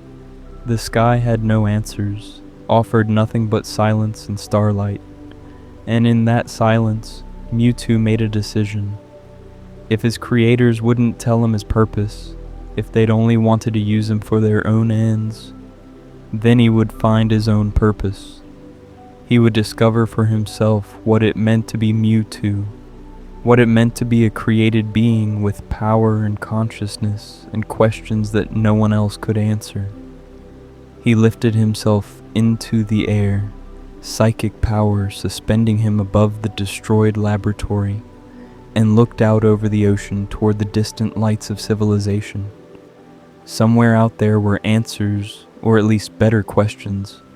Somewhere out there was a world that wasn't just confinement and destruction, that might contain the possibility of meaning or connection, or the kind of life that Ambertwo had said was wonderful. Right now, in this moment, Mewtwo was simply a newborn consciousness taking its first flight, carrying within it questions about existence that would take years to even begin answering. Behind him, the laboratory burned, sending smoke and flames into the night sky. Below him, the ocean reflected starlight and moonlight, vast and indifferent to the tragedy that had just unfolded. And somewhere in the deepest layers of Mewtwo's psyche, where memory couldn't reach but feeling persisted, an echo of Ambertwo's voice whispered that life was wonderful, that existence had value, that even beings created for terrible purposes could find their own meaning. Mewtwo didn't consciously remember hearing these words, didn't know where they came from or why they mattered, but they were there anyway, seeds planted in consciousness that would take time to grow, fragments of connection that the memory-wiping serum hadn't been able to completely erase. For now, though, he flew toward the mainland, leaving destruction behind and heading toward an uncertain future, carrying within himself both the power to reshape worlds and the vulnerability of a consciousness that was still, despite everything, only a few hours old. Behind him, smoke continued to rise from New Island, marking the place where humanity's ambition had reached too far, where scientific achievement had crossed into hubris, where life had been created and consciousness had been born and everything had gone terribly, inevitably wrong. But what happened next, where Mewtwo went, who he encountered, how he began to understand his place in a world that hadn't asked for his existence, that story continues from here in the next part of this journey through the tragedy and transformation of the world's most powerful Pokemon. From the ruin of a laboratory, from the echoing silence of a purpose rejected, from the solitary flight of a being born of ambition and grief, our story now shifts again. We leave that sharp, singular point of tragedy, that cold, artificial creation. We let our focus drift, pulling back from that lonely figure in the night sky, a newborn consciousness already ancient with questions, flying towards an unknown future. We leave behind the cold air of Kanto's night, the sterile smell of ozone and burning electronics, and the faint, lingering metallic scent of the sea.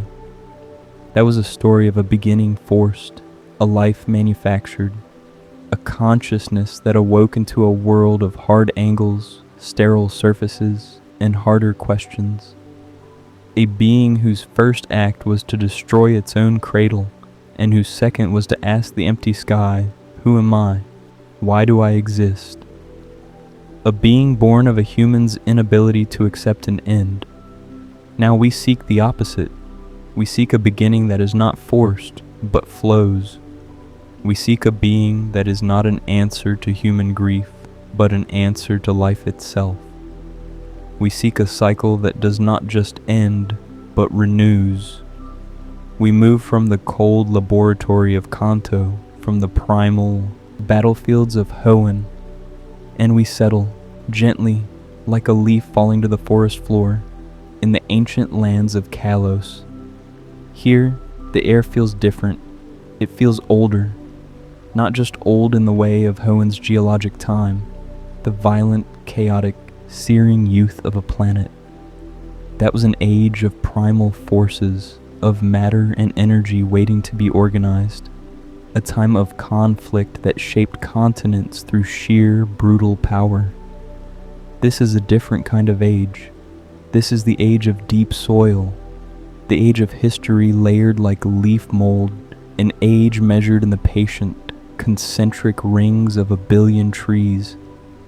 It is an age of quiet wisdom, of a land that has watched civilizations rise and fall, and has for the most part remained undisturbed, itself a living, breathing entity. Picture yourself standing at the edge of one of these forests. Not just any forest, not a managed wood, not a park, but a true ancient forest. A place that legends call home, a place that exists on the very edge of our understanding. A sanctuary so dense and old that the maps simply mark it as "Here be forest" and say no more. You step from the sunlit, open world of fields and roads, a world of noise and wind, and you pass under the first canopy of leaves. And immediately, everything changes.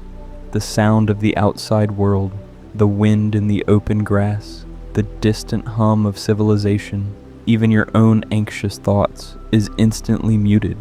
It is muffled as if you have stepped into a vast, green, soundproofed cathedral. The world becomes soft, the light changes. It is no longer the bright, direct yellow light of the sun. It is a dim, dappled, green-gold light.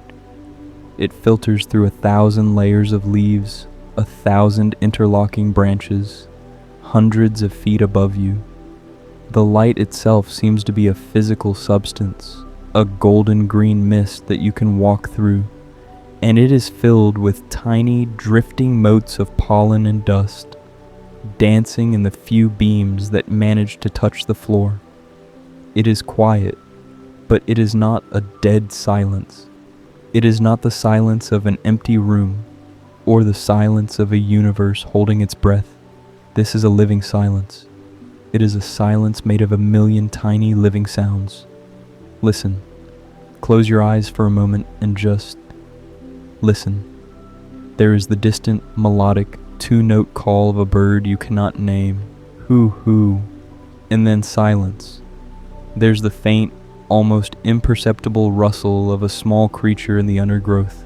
Far away to your left, a bunnelbee perhaps, its long ears twitching, its nose testing the air. It is not afraid, it is just busy. There's the gentle, percussive drip, drip, drip of water falling from a high, broad leaf onto a bed of moss, a steady, patient rhythm. There's the faint zizz of an insect, a vivillon or a combe, drifting lazily from one unseen flower to the next. And underneath it all, there's the sound of the trees themselves, a low, resonant, almost inaudible creaking and groaning, like the hull of a great wooden ship at sea. It is the sound of these vast living towers breathing, shifting, settling their immense weight, living their long, slow, imperceptible lives. You walk deeper. The path, if there ever was one, has long since been reclaimed. You walk on a carpet of moss and fallen leaves, a carpet so thick and damp and ancient that your footsteps make almost no sound. It is like walking on a sponge. The air's cool, and it smells of things you have only faint, ancestral memories of. It smells of rich, black, damp earth. It smells of 1,000 years of fallen leaves, slowly, patiently becoming soil. It smells of wet stone, of moss, of the sharp, clean scent of pine, and of the faint, sweet, almost spicy perfume of flowers you cannot see, hidden in the canopy above. You take a deep breath, and the air is so clean, so full of life, that it feels like you are drinking, not breathing. There's a feeling in this place, a presence. It's not the electric tension of Hoenn, the feeling of a world holding its breath, waiting for the next cataclysmic battle. It's not the cold, sterile, anxious dread of the new island laboratory, a place of forced life and buzzing, artificial light. This feeling is the opposite. It is a feeling of overwhelming peace, of profound, absolute safety. It is a sense that you are not just in the forest, a trespasser, but that the forest is aware of you, that it accepts you, that it welcomes you.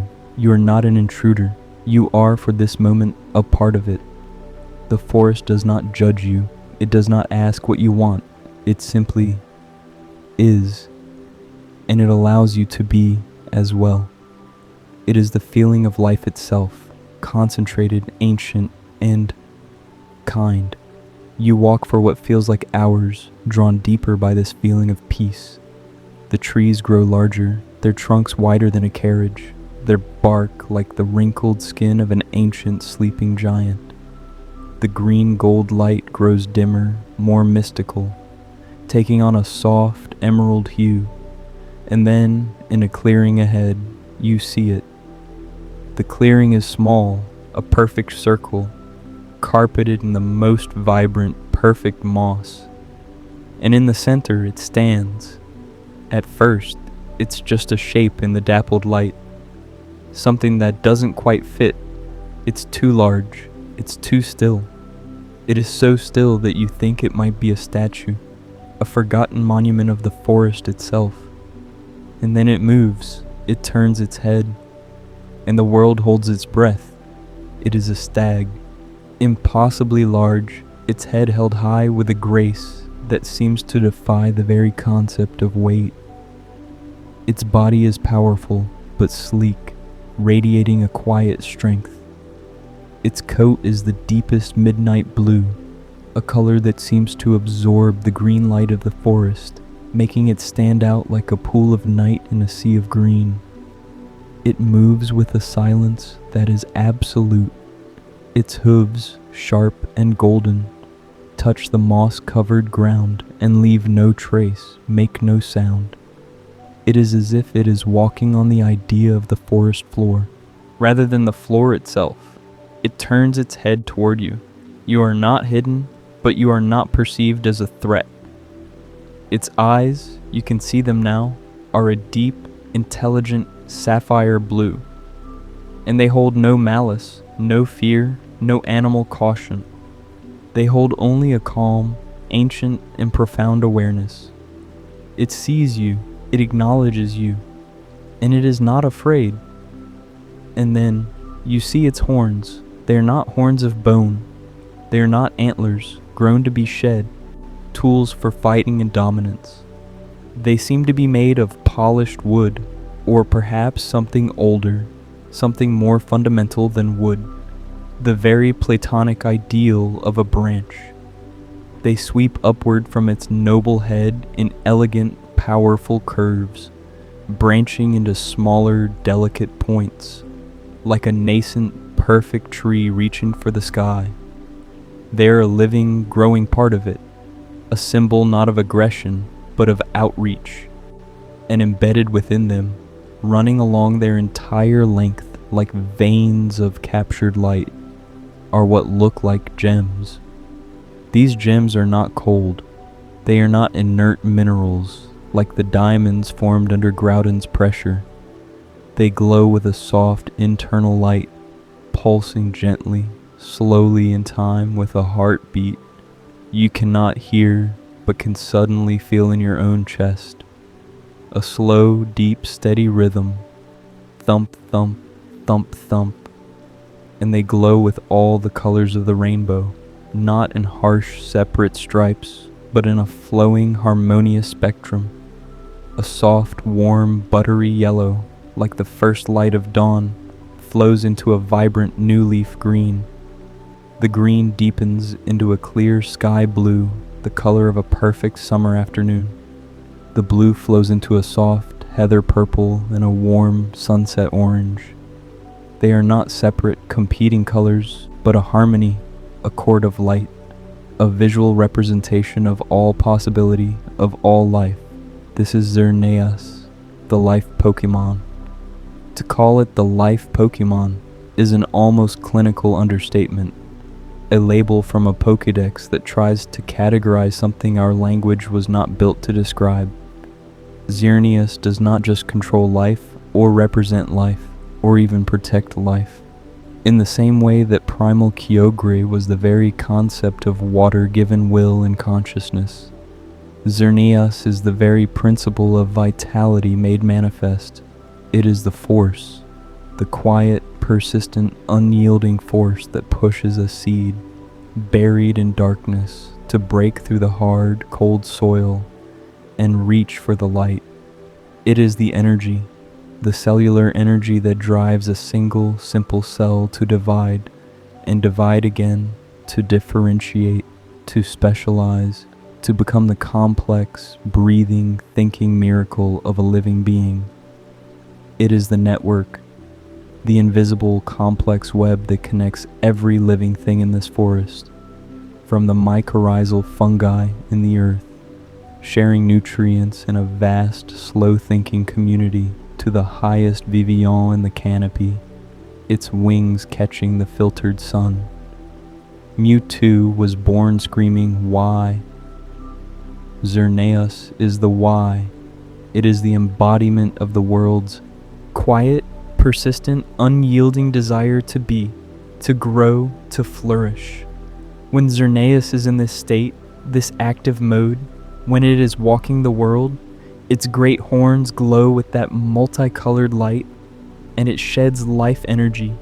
It sheds it as casually and as constantly as a tree sheds its leaves in autumn. It doesn't try to give life. It doesn't decide to heal. Its very presence is life. Its very existence is a gift. Where it walks, the forest responds. You watch, frozen in your quiet awe, as it takes a step. The patch of moss, its golden hoof, just passed over seems to brighten. The green becoming more vibrant, shining with impossible health. A cluster of small, pale ferns by a tree root. Ferns that were small and huddled, suddenly unfurls. You can see them move. Their fronds visibly stretch, uncurling like tiny green fists, doubling in size, reaching for the light of its horns. An ancient, withered branch on a nearby oak, a branch that must have been dead for 100 years, gray and brittle, suddenly darkens with moisture. A bud, a tiny green speck, appears at its tip, and then another. And then, as you watch, as you hold your breath, a cluster of new, bright green leaves unfurls, trembling in the still air, alive. The air itself feels different. It feels thicker, richer, charged with a gentle, invigorating energy. Every breath you take feels like a drink of cool, clear, living water. It clears your head. It sinks into your chest.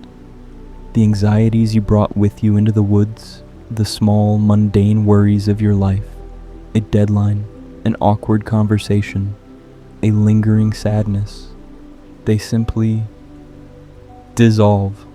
They seem impossibly small, trivial in this presence. You feel a quiet, profound sense of wellness, of rightness. Pokemon are drawn to it. Not out of fear, not out of supplication, but out of a simple, instinctive desire to be near this source. A family of furfrou, their coats immaculate, steps from the undergrowth and simply watches, their tails giving a single respectful wag. A small flabebe, clutching its white flower, drifts down from a higher branch and hovers near Xerneas' shoulder, bathed in the rainbow light, its own small life force resonating with the greater one. A great ancient trevenant, itself a spirit of the forest, moves one of its huge woody limbs, not in threat, but in a gesture of acknowledgement, a quiet, respectful greeting to the spirit of the woods. This is the image captured in the oldest legends of Kalos, not the grand, violent, earth-shaking myths of Hoenn, of warring titans shaping a world through conflict. The legends of Xerneas are softer. They are folk tales, stories told by grandmothers in quiet villages that border these great forests. The 800-year-old legend, the one that is most common, speaks of this. It doesn't speak of a great battle or a cataclysm. It speaks of a time when the entire region was brightened. Let us imagine that moment. Let us slip back 800, Years, not as a historian, but as a silent observer, feeling the air of that time. Imagine a small village in the heart of Kalos.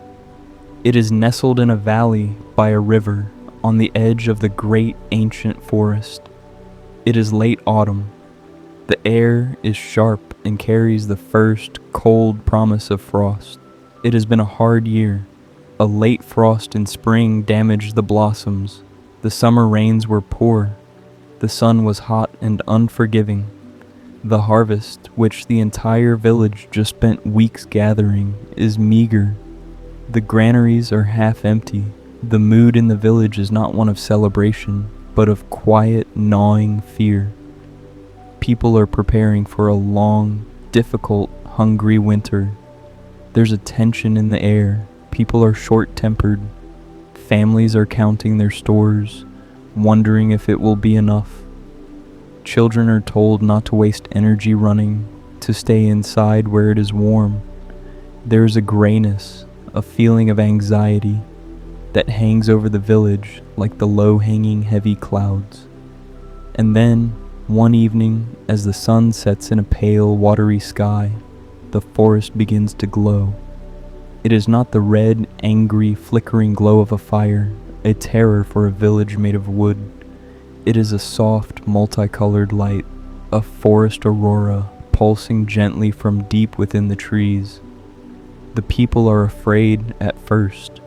They bar their doors. They gather their children. They peer through the cracks in their wooden shutters, expecting a monster, a new threat, a spirit of the woods come to punish them for their meager offerings. But the light is not menacing. It feels warm. It feels kind. One brave woman, perhaps, an elder of the village, a woman who has seen 90 winters and is not easily frightened, unbars her door. She leans on her walking stick and steps out onto her porch. She breathes in the air. In the air, which had been sharp and cold with the coming winter, is suddenly soft. It is mild like an evening in late spring. And it smells, not of frost and dying leaves, but of blossoms. Faintly on the breeze, she smells apple blossoms. In the morning, the village wakes to a world transformed. A child is the first to see it, running to the window, and he gasps. The entire village, one by one, steps out of their homes, their breath catching in their chests. The meager crops still left in their fields, the ones they had given up on, which had been withered and brown, are suddenly standing tall. Their colors are vibrant, heavy with a perfect silver dew. The grain is full, the vegetables plump and perfect, the pumpkins a deep, impossible orange. The apple trees in their orchards, which had borne only a few small sour fruits, are now heavy. They are laden with the most beautiful, ripe, red and golden apples, their branches bowing to the ground. And, impossibly, on the tips of those same branches, new blossoms have appeared, pink and white, perfuming the air. But it is more than that. The people, they feel it too. The old woman who first stepped outside, her joints, which had been so stiff with age she could barely walk, today they do not ache. She finds she can rise from her chair without pain. Her gnarled hands feel nimble again. She can clench a fist and then open it, and it does not hurt. A child in another cottage, a small boy, sick with a fever for weeks, a wasting cough that the whole village feared would take him before the snows. He wakes in the morning. His mother, sleeping fitfully by his bed, is woken not by his coughing, but by a sound she hasn't heard in a month.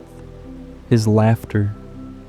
He's sitting up, his eyes bright, his forehead cool, and he's asking, demanding breakfast. A deep melancholy that had settled on the village, a grief born of hardship and fear, simply lifts. It evaporates like mist in the morning sun. It is replaced by a quiet, communal sense of hope, of gratitude. The people laugh, they touch the leaves, they touch the apples, they touch each other, as if to confirm it is real. The children run and play, their shouts echoing in the transformed valley. They do not know what caused it. Some may have caught a glimpse, far on the ridge, of a great stag moving silently through the woods beyond their fields. Its horns, even at that distance, look like a rainbow in the dawn light, but the vision is so brief, so impossible, they think it was a dream. All they know is that for one season, life, which was so often a struggle, became a gift. This is the power of Xerneas. It doesn't seek thanks. It doesn't demand worship or sacrifice. It simply is, and in its being, the world becomes more alive. It is the profound, profound antithesis of the struggle we saw in Hoenn. Kyogre and Groudon fought to claim primal energy. Their existence was a zero-sum game. For one to gain, the other had to lose. Their conflict was a drain on the world's resources, burning up primal energy in pointless, destructive rage. They were forces of expansion. Xerneas is a force of fullness. It does not take energy, it gives it. It is a fountain, not a drain. It seeks not to conquer, but to nurture. It doesn't build empires of water or land. It cultivates gardens. It doesn't stand in opposition to anything. It simply stands for life. But this gentle, life-giving power, this radiant, unconditional generosity, exists in a world that is not always gentle. It exists in a world of conflict, of tragedy, of ambition. In this giving, this constant, unconditional, unrestrained outpouring of self, it has a cost. The well of life, even one as deep and profound as Xerneas, is not bottomless. It is not a paradox. It is a balance. To give, one must have. And to give infinitely, one must have a way to be refilled. The 800-year-old legend was a small act, a gentle overflowing of its power, a kindness. But what if the need was greater? What if the wound was deeper? Let us travel back further, beyond the 800-year-old legends of abundance. Let us go back to a time of great sorrow, a time that the history of Kalos remembers not in folk tales, but in a horrified whisper. Let us go back 3,000 years. It was a time of a terrible war. A war born not of primordial forces fighting over resources, but of something far more intimate and perhaps far more terrible. Human grief. The grief of a king, a man named Az, a man who, like Dr. Fuji, had lost what he loved. Fuji lost his daughter, Amber, to a random, senseless accident. Az lost his beloved Pokemon, a Floette, to a war that was equally senseless. Both men were broken by loss. Both men, in their brilliance, refused to accept the boundaries of life and death. Dr. Fuji, in his basement, sought to recreate a single life, to clone his daughter from fragments, and in his obsession, allied himself with forces that would create a weapon. The king of Kalos did something larger. His grief was not just an obsession, it was a madness fueled by the power of a kingdom. His grief led him to build a terrible machine, an ultimate weapon, a machine built to bring his beloved Floette back to life, and it worked. But the machine, to power this resurrection, had to draw its energy from somewhere. It needed a battery of impossible power. It drew it from the lives of other Pokemon. Countless Pokemon gathered and sacrificed, their life force drained to power one resurrection. And the king, his heart now twisted, hollowed out by his grief and his new terrible power, was not satisfied. His Floette had returned, but the world that took it from him was still there, a world of war and pain. And so, in a final, unforgivable act of rage, he turned that machine on the world. He fired the weapon, ending the war in a blaze of stolen life. This war tore the Kalos region apart. It was a conflict fueled by human ambition, human loss, and for the first time in history, a weapon that drew its power from the life force of Pokemon themselves. The earth was scorched, not by Groudon's magma, but by the focused, terrible, life-draining energy of this machine. The forest burned, the rivers ran thick with ash, the land was poisoned by sorrow and death. And on the battlefields, in the aftermath of that climactic, terrible blast that finally ended the war, there was a profound, echoing silence. The silence of death, the silence of a world hollowed out, its life force stolen. The battlefields were littered with the wounded and the dying, both human and Pokemon. The very air felt thin, stripped of vitality, as if the world itself was holding its breath, unsure if it'd go on. The ground was gray, the sky was gray, and into this desolation, into this gray, silent wound in the world, Xerneas appeared. It was not a warrior. It did not come to pass judgment on the king, or to choose a side, or to fight. Rayquaza had descended from the heavens to stop a conflict, to enforce a balance with its own superior power, protector of the realm, between the titans. Xerneas came for a different reason. It came as a healer. It came as a comforter. It came because this was a wound in the world's life, a gaping, bleeding injury, and its very nature is to heal such wounds. It walked among the fallen.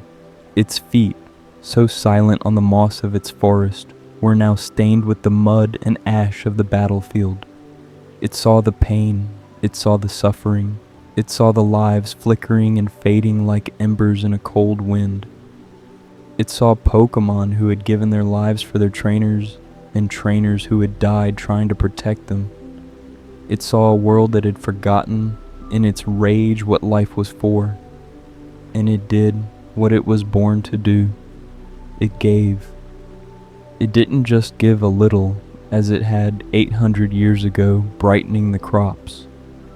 It didn't just nurture the land around it. It poured its own life force into the wounded. It stood in the center of that field of sorrow, and it raised its head. It let out a cry that was not a cry of anger or pain, but a sound like a great resonant chord, a sound of pure life. And it flared its horns. The multicolored light, the light of all life, exploded outward. It was not an attack. It was not a weapon. It was a wave of pure, concentrated vitality, a flood of unconditional, radical healing. It was a visible thing, a wave of rainbow light that swept across the gray battlefield. And where it passed, life returned.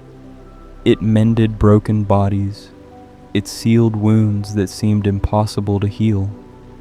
It breathed life back into those who lay on the very brink of death. Pokemon that had stopped breathing stirred, their bodies knitting back together, their eyes opening in confusion. Humans who had given their last breath gasped, their hearts restarting, the light returning to their eyes. The gray ash of the battlefield, where the light touched it, seemed to darken, to become soil again. And from that poisoned soil, a few brave, impossible blades of grass pushed their way up through the ruin. Xerneas did this not with anger or with any sense of obligation, but with the profound, quiet, almost sorrowful compassion. It shared its infinite life with those who had lost their own. It rescued them. It saved them. It gave them a future they would not have had. It undid, in that one moment, a fraction of the terrible harm that the war had caused. It was a refutation of the king's machine, a statement that life was not a thing to be stolen and hoarded, but a thing to be given. But the well of life, even one as deep and profound as Xerneas, is not bottomless. It is a balance.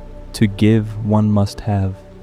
And Xerneas, in that single profound act of compassion, had just given almost everything. To heal a wound as large as a war, to counteract a machine that weaponized death, to pour out your very essence to save thousands. It costs. Imagine that feeling, the feeling of being utterly, completely spent. Not just tired like after a long day, not just exhausted like after a long journey, but a deep cellular exhaustion. The feeling after a profound emotional labor, after a deep personal sacrifice, magnified 1,000, 1,000,000 times. It is the feeling of having given away the very fire that keeps you warm, and now the cold is setting in. As the last wounded Pokemon stirred and rose, as life returned to that desolate battlefield, the light in Xerneas' horns began to flicker. The vibrant rainbow colors dimmed, the pulse slowing from a steady, strong heartbeat to a faint, erratic tremor. The bright yellows and reds and blues faded, becoming pale, like a watercolor left in the sun for too long. The glow contracted, pulling back from the tips of the horns, leaving them looking like simple, dry wood. The deep, rich blue of its coat seemed to fade, growing dull, as if a layer of fine gray dust had settled over it. The energy that had flowed outward so freely was at last exhausted. Xerneas had given its life to the world, and now it had very little left for itself. But this is not a tragedy. It is not a death. Not in the way Fuji knew death, that sudden, violent, random end. It is not an end. It is a cycle. It is the rhythm of existence. It is the autumn that must follow the summer, the inhale that must follow the exhale, the quiet that must follow the song. It is the price of generosity, and a price that Xerneas pays willingly, because it is its nature. Depleted, exhausted, its great work done, Xerneas turned away from the world it had saved. It turned away from the humans and Pokemon who were looking at it with awe and confusion. It sought a place to rest. It walked slowly now. Its movements were heavy. Its head held a little lower. Its steps, once so light they left no trace, now left deep impressions in the soft earth. It moved away from the lands of men, away from the scarred battlefields, and walked back to the deep, ancient part of the forest. It sought a place that had not been touched by the war, a hidden grove, a sanctuary of stillness where the trees were oldest, where the silence was deepest. It walked for days, or perhaps weeks. Time was flowing strangely for it now. Its consciousness was already beginning to blur at the edges, the world becoming softer, more distant. It moved on instinct, on an ancient homing sense, seeking the one place it could be safe. It found a small clearing, deep in a part of the forest no human foot had ever touched. It was a place carpeted in thick green moss, shaded by the ancient trees that were its kin. The light here was dim, filtered through a dozen layers of leaves. The only sound was the drip of water from a high branch, a slow, steady, percussive rhythm. It was a place of profound peace, a place to sleep. And here it prepared for the 1,000-year sleep. Picture this. Picture the great stag, its coat now a dull, muted blue, its horns pale and lifeless, standing in the center of this quiet place. It lets out one last, soft breath, a sigh that rustles the leaves on the ground around it. It is a sound of completion, a sound of release. And then it becomes still, utterly still. The light in its horns extinguishes completely. The pale, flickering colors vanish. The horns themselves become the simple, muted tones of wood and stone. The gems dim, their inner fire banked, becoming like cold, smooth, opaque pebbles. This is its neutral mode. The giving is done. The time for rest has come. It does not lie down. It stands, proud and quiet, and it begins to change. It does not lie down. It stands, proud and quiet, and it begins to change. Its consciousness, that bright, compassionate, all-encompassing awareness, does not simply switch off. It does not fall into the void of nothingness. It begins to sink. Imagine the feeling of your mind, your thoughts, your sense of I, which you feel is located behind your eyes. Imagine it becoming heavy, like warm liquid. Imagine it flowing downward, leaving your head, flowing down your neck, through your chest, and into your legs. Your sense of self is moving. You're no longer perceiving the world from a single high point. Your awareness is sinking, like water seeking earth. This is what Xerneas feels. Its sense of self, its stagness, dissolves. It flows out of its thinking mind, the part that makes decisions and perceives the world through eyes and ears. It flows down through its strong neck, through its great tired body, and pools in its legs, its hooves, which are planted firmly on the mossy ground. And from its hooves, from the golden hooves that touch the ground so silently, roots begin to emerge. They are not thick, woody, violent roots breaking the soil. They are fine, delicate filaments, like spun energy, glowing with a faint, silvery blue light. They touch the moss, and the moss seems to part for them, welcoming them. And then they sink beneath, into the rich, dark, damp soil. Imagine that sensation, the first touch of coolness, the feeling of sinking into the earth, a feeling of grounding so profound it is almost overwhelming. The roots spread, reaching out, seeking connection, seeking stability, seeking the earth. They move gently, slowly, respectfully. They find the roots of the ancient trees already there, the vast, subterranean network that is the true hidden mind of the forest. And they connect. There is a touch, a connection of consciousness. Xerneas' fading, singular mind, now in the roots, touches the mind of the ancient oak to its left. It feels the oak's slow, deep, patient thoughts. It touches the roots of the maple to its right. It feels the maple's strength. It connects to the entire, vast, silent, fungal, and root-based web. It is no longer alone. It has just plugged into the slow, deep, communal consciousness of the earth itself. Its sense of I begins to blur, becoming we, as its consciousness sinks into the ground, grounding and merging. Its physical body begins to transform. The powerful legs, now rooted to the spot, begin to thicken. The fibers shift. The sleek midnight blue hide, now dull and gray, hardens. The texture changes, becoming rougher. Fibers align, molecules rearrange.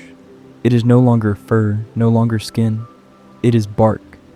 A deep, ancient, grooved bark, but pale, almost white, shining faintly in the dim light of the grove. It speaks of age and profound endurance. Its body, its torso, becomes a trunk. Solid, immovable, blending seamlessly with the legs, which are now just the base of that trunk. The transformation is slow, molecules locking into place. Its muscles and sinew, all that power built for movement, become dense, strong, patient wood grain. It feels itself becoming heavy, solid, permanent. The urge to move, the very concept of walking, fades away. Why move when you are here? Why run when you are home? Its neck, still holding the head high, becomes part of that trunk, the graceful curve solidifying into strong, unyielding wood. And the horns, those magnificent branching horns, they become branches. The transformation is slow, almost imperceptible, like watching a cloud move. The pale, lifeless horns grow, thickening, extending, reaching for the dim light of the clearing. They lose their gem-like smoothness and take on the rough, strong texture of wood. Smaller branches sprout from them, and smaller still, creating a complex, delicate canopy, a perfect skeletal silhouette. And from these new branches, leaves begin to sprout. Not glowing leaves, not magical leaves, just simple, green, perfect leaves, drawing nourishment from the last vestiges of Xerneas' energy and from the good earth it is now a part of. In a matter of hours, or perhaps days, time flows differently here, in this sacred grove. Time is measured in the unfurling of leaves. The great stag is gone, and in its place stands a tree, a magnificent, pale, almost white tree. It doesn't look quite like the other trees, the ancient oaks and maples around it. It has a skeletal, almost crystalline grace. Its branches reach for the sky like antlers, a permanent, silent gesture of offering. Its trunk is solid, deeply rooted in the earth. It is Xerneas in its tree form. It is not dead. It is dormant. It is resting in the most profound way imaginable. Now, think of what this sleep must be like. 1,000 years of stillness. Xerneas' consciousness, now spread throughout the root system of the grove, experiences the world as a tree does. It is no longer a singular, mobile being with a single viewpoint. It is the forest. It is part of the forest. It has joined the great, slow conversation. Its perception has changed. It does not see with eyes. It feels the light on its leaves. It does not hear with ears. It feels the vibrations of bird song in its wood. Its entire being is a sensory organ. It perceives the world through feeling. Sensation in the roots. The cool, delightful flow of water after a dry spell. The discovery of a pocket of rich minerals. The gentle, respectful touch of another tree's roots. A slow, silent greeting. Sensation in the bark. The feeling of the air's temperature, the cold of night, the warmth of the day. The feeling of the wind pushing against its trunk. A slow, steady dance. The tiny, tickling footsteps of a scenty perch climbing its side. Sensation in the leaves. The feeling of sunlight, a warm, energetic caress, the very source of its new life. The feeling of rain, a cool, cleansing drumbeat on its entire canopy. It is a richer, deeper, slower way of experiencing existence. The first century of its sleep is a long winter.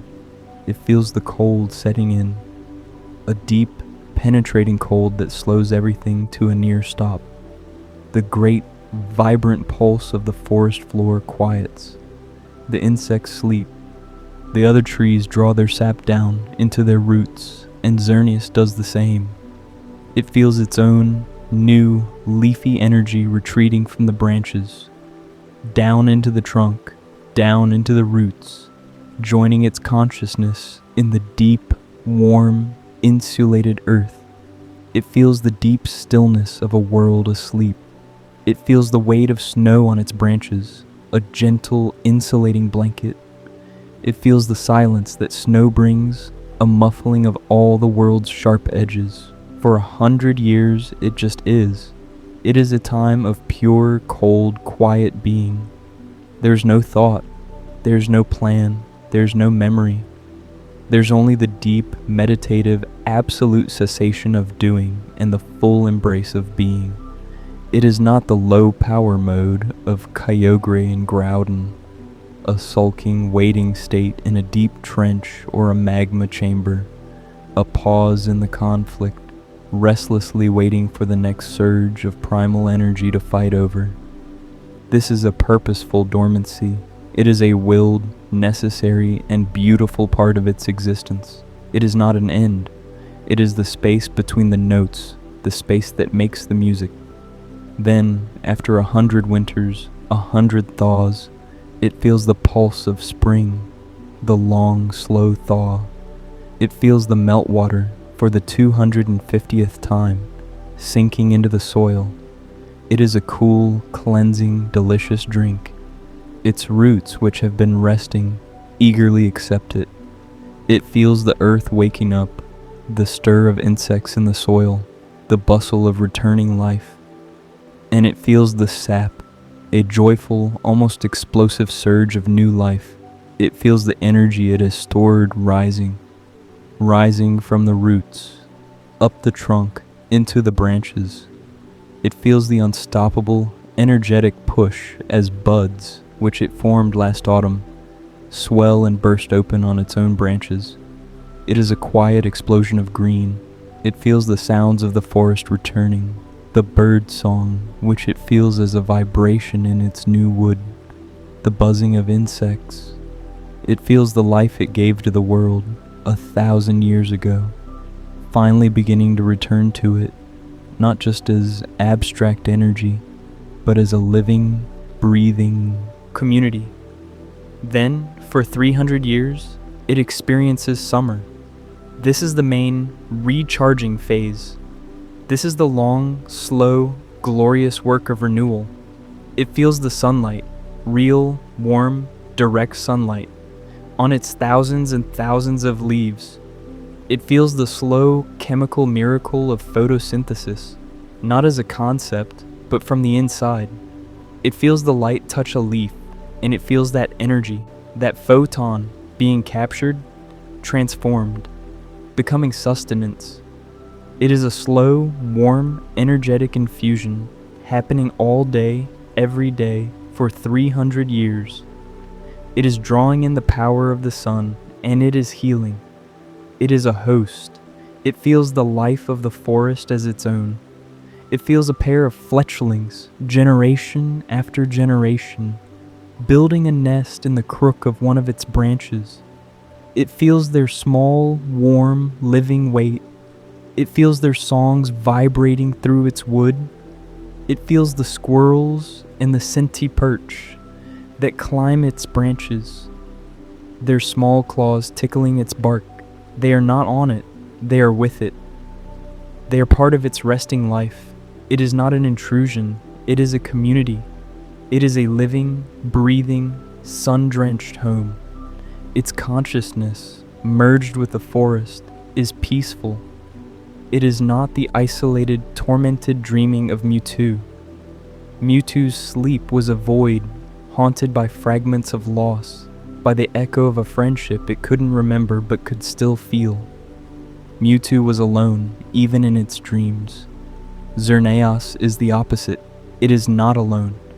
It is, for the first time, truly, deeply, fundamentally connected. Its consciousness is a peaceful, green, sunlit dream, shared with a million other living things. Then, for 350 years, it feels the rhythm of autumn. It feels the shortening of the days, the cooling of the air. It feels the gentle, graceful act of letting go. The energy it has gathered in its leaves, it draws it back into the trunk, storing it for the winter. And the leaves themselves, their work done, it releases them. It feels them turn color, a last, beautiful, silent flare of gold and red. And then one by one, it feels the release. A small, gentle separation. It lets them fall. It watches them, feels them, drift down to the forest floor, where they will decay and become the food that its own roots will drink next spring.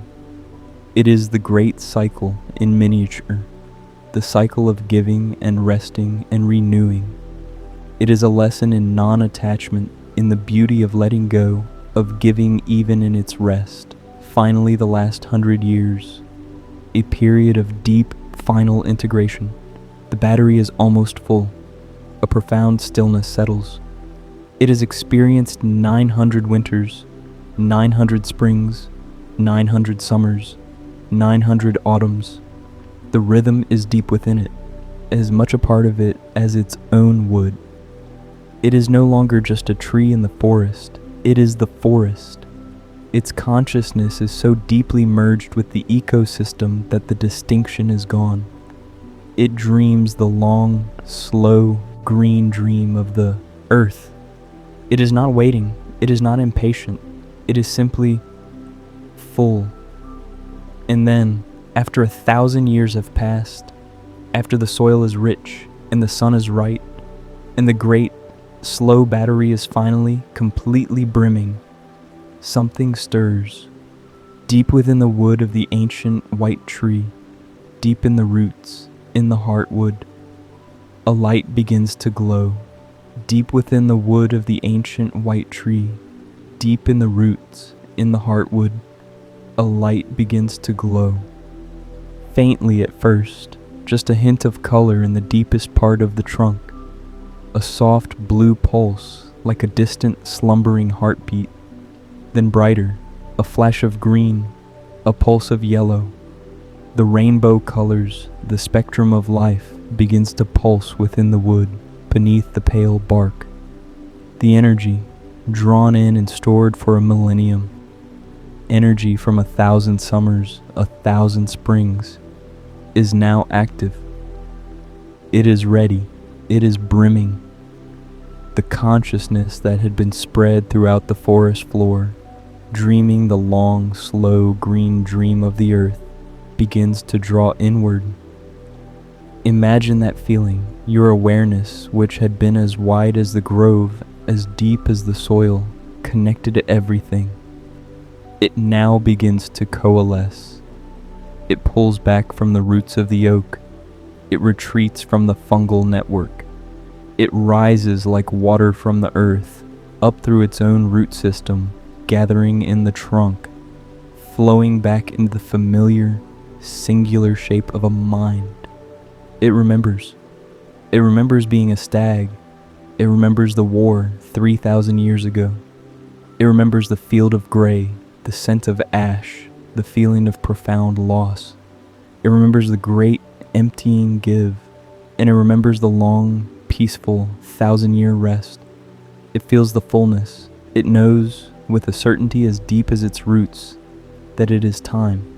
The pale bark begins to crack, not with age, not with decay, but with new, vibrant, pushing life. Light spills out from the cracks, soft and warm, a gentle multicolored light that illuminates the dim clearing, making the moss glow. The branches, those tree-like horns that had reached for the sky for 1,000 years, begin to retract. This is not a violent change, but a graceful, organic one. They shrink, they refine, the thousands of leaves they held falling away in a single, gentle green shower, as the form beneath is revealed. The gems, which had been like dull, cold stones, light up from within, one by one, pulsing with renewed, vibrant, joyful power. The full spectrum of the rainbow returns, flooding the clearing with its gentle light. The trunk softens. The bark, the hard, protective shell of its long sleep, flakes away. It doesn't fall as wood.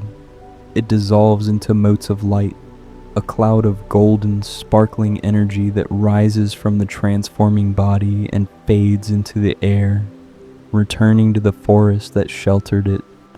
Beneath, the deep, midnight blue coat is revealed, vibrant and new, shining with perfect health. The wood grain of the trunk softens, shifts, becomes muscle and sinew. The solid, immovable trunk becomes a powerful, living body. The roots, which had held it fast for a millennium, dissolve. They draw back up from the soil, 1,000 silvery blue filaments retracting from the earth, transforming back into muscle and bone and sinew. They become legs, powerful and sleek. They become hooves, sharp and golden. And then, with the gentle sound of a flower opening in the morning sun, Xerneas steps free. It is awake. It is reborn. It stands in the clearing, in the exact spot where the tree stood. The empty shed husk of the tree cocoon is gone, returned to the soil, leaving only a circle of impossibly fertile earth. Xerneas takes a breath of the air. It is the same being, the same ancient consciousness, but it is new. Its life energy is full, brimming, overflowing. Its horns are ablaze with the multicolored light of its active mode. It is ready. It is ready to walk the world again, ready to spread life, to brighten the forests, to be the principle of vitality for another cycle. It will walk and give and nurture and heal until it is spent once more.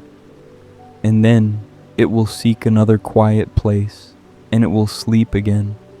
This is its nature, not a struggle for dominance, not a crisis of identity, just a beautiful, endless, sustainable rhythm, giving and resting, waking and sleeping. We have seen creation on 3 scales now. We began with the cosmic in the primal age of Hoenn. We saw the clash of titans, the impersonal, elemental forces of Kyogre and Groudon, beings born of undifferentiated primal energy in the sheer brutal pressures of a forming world. They were consciousness as natural law, raw and simple, knowing only their own nature.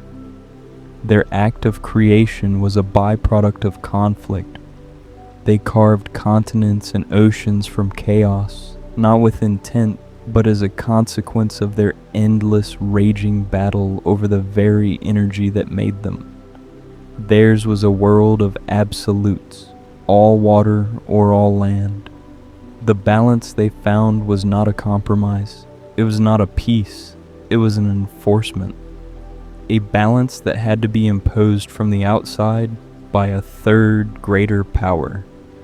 By Rayquaza descending from the heavens like judgment, a guardian of the space between the extremes, a being that had to physically separate them and strip them of their power to save the world from their singular visions. This was creation on a scale of millennia, a story of elemental forces in a zero-sum game. Then, the scale contracted, telescoped inward, as the script said, from the cosmic to the intimate. We moved to the human, to the tragedy of a single, brilliant, grieving man. We saw the artificial birth of Mewtwo, a consciousness created not from primal energy, but from grief, from ambition, and from the cold, precise tools of human science. Creation as an act of defiance against death, a desperate attempt to fill the void left by a random, senseless accident. This creation was not a force of nature, it was a person, a being that awoke in a tank, surrounded by strangers who saw it as an experiment, a success, a weapon. Its entire life began with a question: where am I? What am I? Who am I? It was a search for identity in a world that had given it none. It learned of life from the digital ghost of a dead child, a connection that was then traumatically erased, leaving only a wound it could not understand. Its first act of power was not creation, but deconstruction. It destroyed its creators, its cradle, its past in a blaze of psychic rage. It was a being in search of a purpose, a reason to exist, a life born of tragedy and defined by search for meaning. And now we have seen the third scale, the biological, the cyclical, the scale of the ecosystem, of the forest, of life itself. Here, with Xerneas, creation is not a conflict, and it is not a tragedy, it is a gift. Xerneas was not born of battle, nor of a grieving scientist's lab. It simply is, as fundamental as the forest it walks. It is not a being searching for purpose, it is its purpose. Its purpose is to give, and its nature is to renew.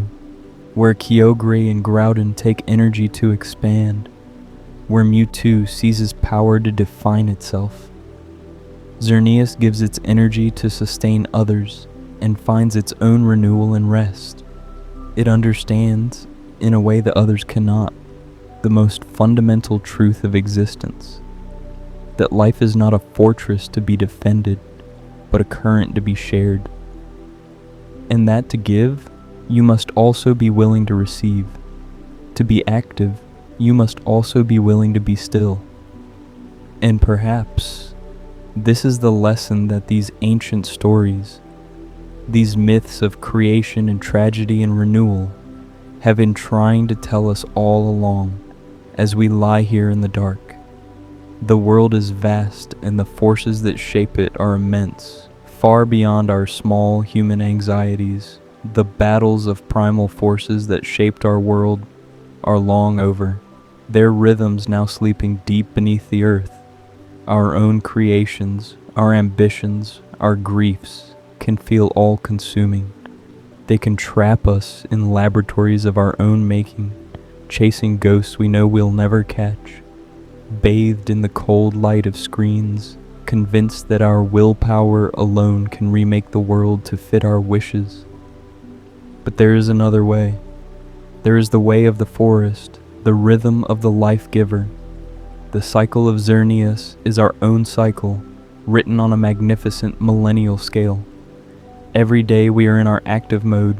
We wake, we move, we think, we create, we give. We give our energy to our work, to our families, to our studies, to our passions. We give our energy to our worries, to our fears, to our anxieties. We pour ourselves out into the world, trying to create, to connect, to survive. And by the end of the day, we are depleted. The light in our own horns, the light of our consciousness, begins to dim. We are spent. We are exhausted. The well feels empty. And so, like Xerneas, we must seek our own quiet grove. We seek our own place of rest. Sleep is not death. It is not an end. It is not wasted time. It is our tree form. It is the time when we consciously choose stillness, when we let our active, mobile minds just stop, when we allow our consciousness to sink, not into the earth, but into ourselves, into the quiet, dark, healing parts of our own being. When we lie down to sleep, we are rooting ourselves. We are becoming, for a few hours, a different kind of being, a resting being, a healing being. And in that stillness, in that dark, safe, dormant place, we recharge. The energy we gave away is restored. Our minds are cleared of the day's static, the leaves of worry falling away. Our bodies are mended. We are engaging in that same ancient, beautiful miracle, the slow, patient, necessary act of renewal. So as you settle in now, as you let these stories fade, as you feel the weight of the day, as you feel that gentle cellular exhaustion, think of the great stag standing in its quiet grove. Feel your own transformation beginning. Let your thoughts, those active, striving things, soften. Let your consciousness sink gently into the stillness of your pillow, of your bed. There's nothing you need to do. There's nowhere you need to be. You have given enough for today. Now is the time for rest, the time to heal, the time to enter your own quiet, restorative sleep. Allow yourself to become the tree.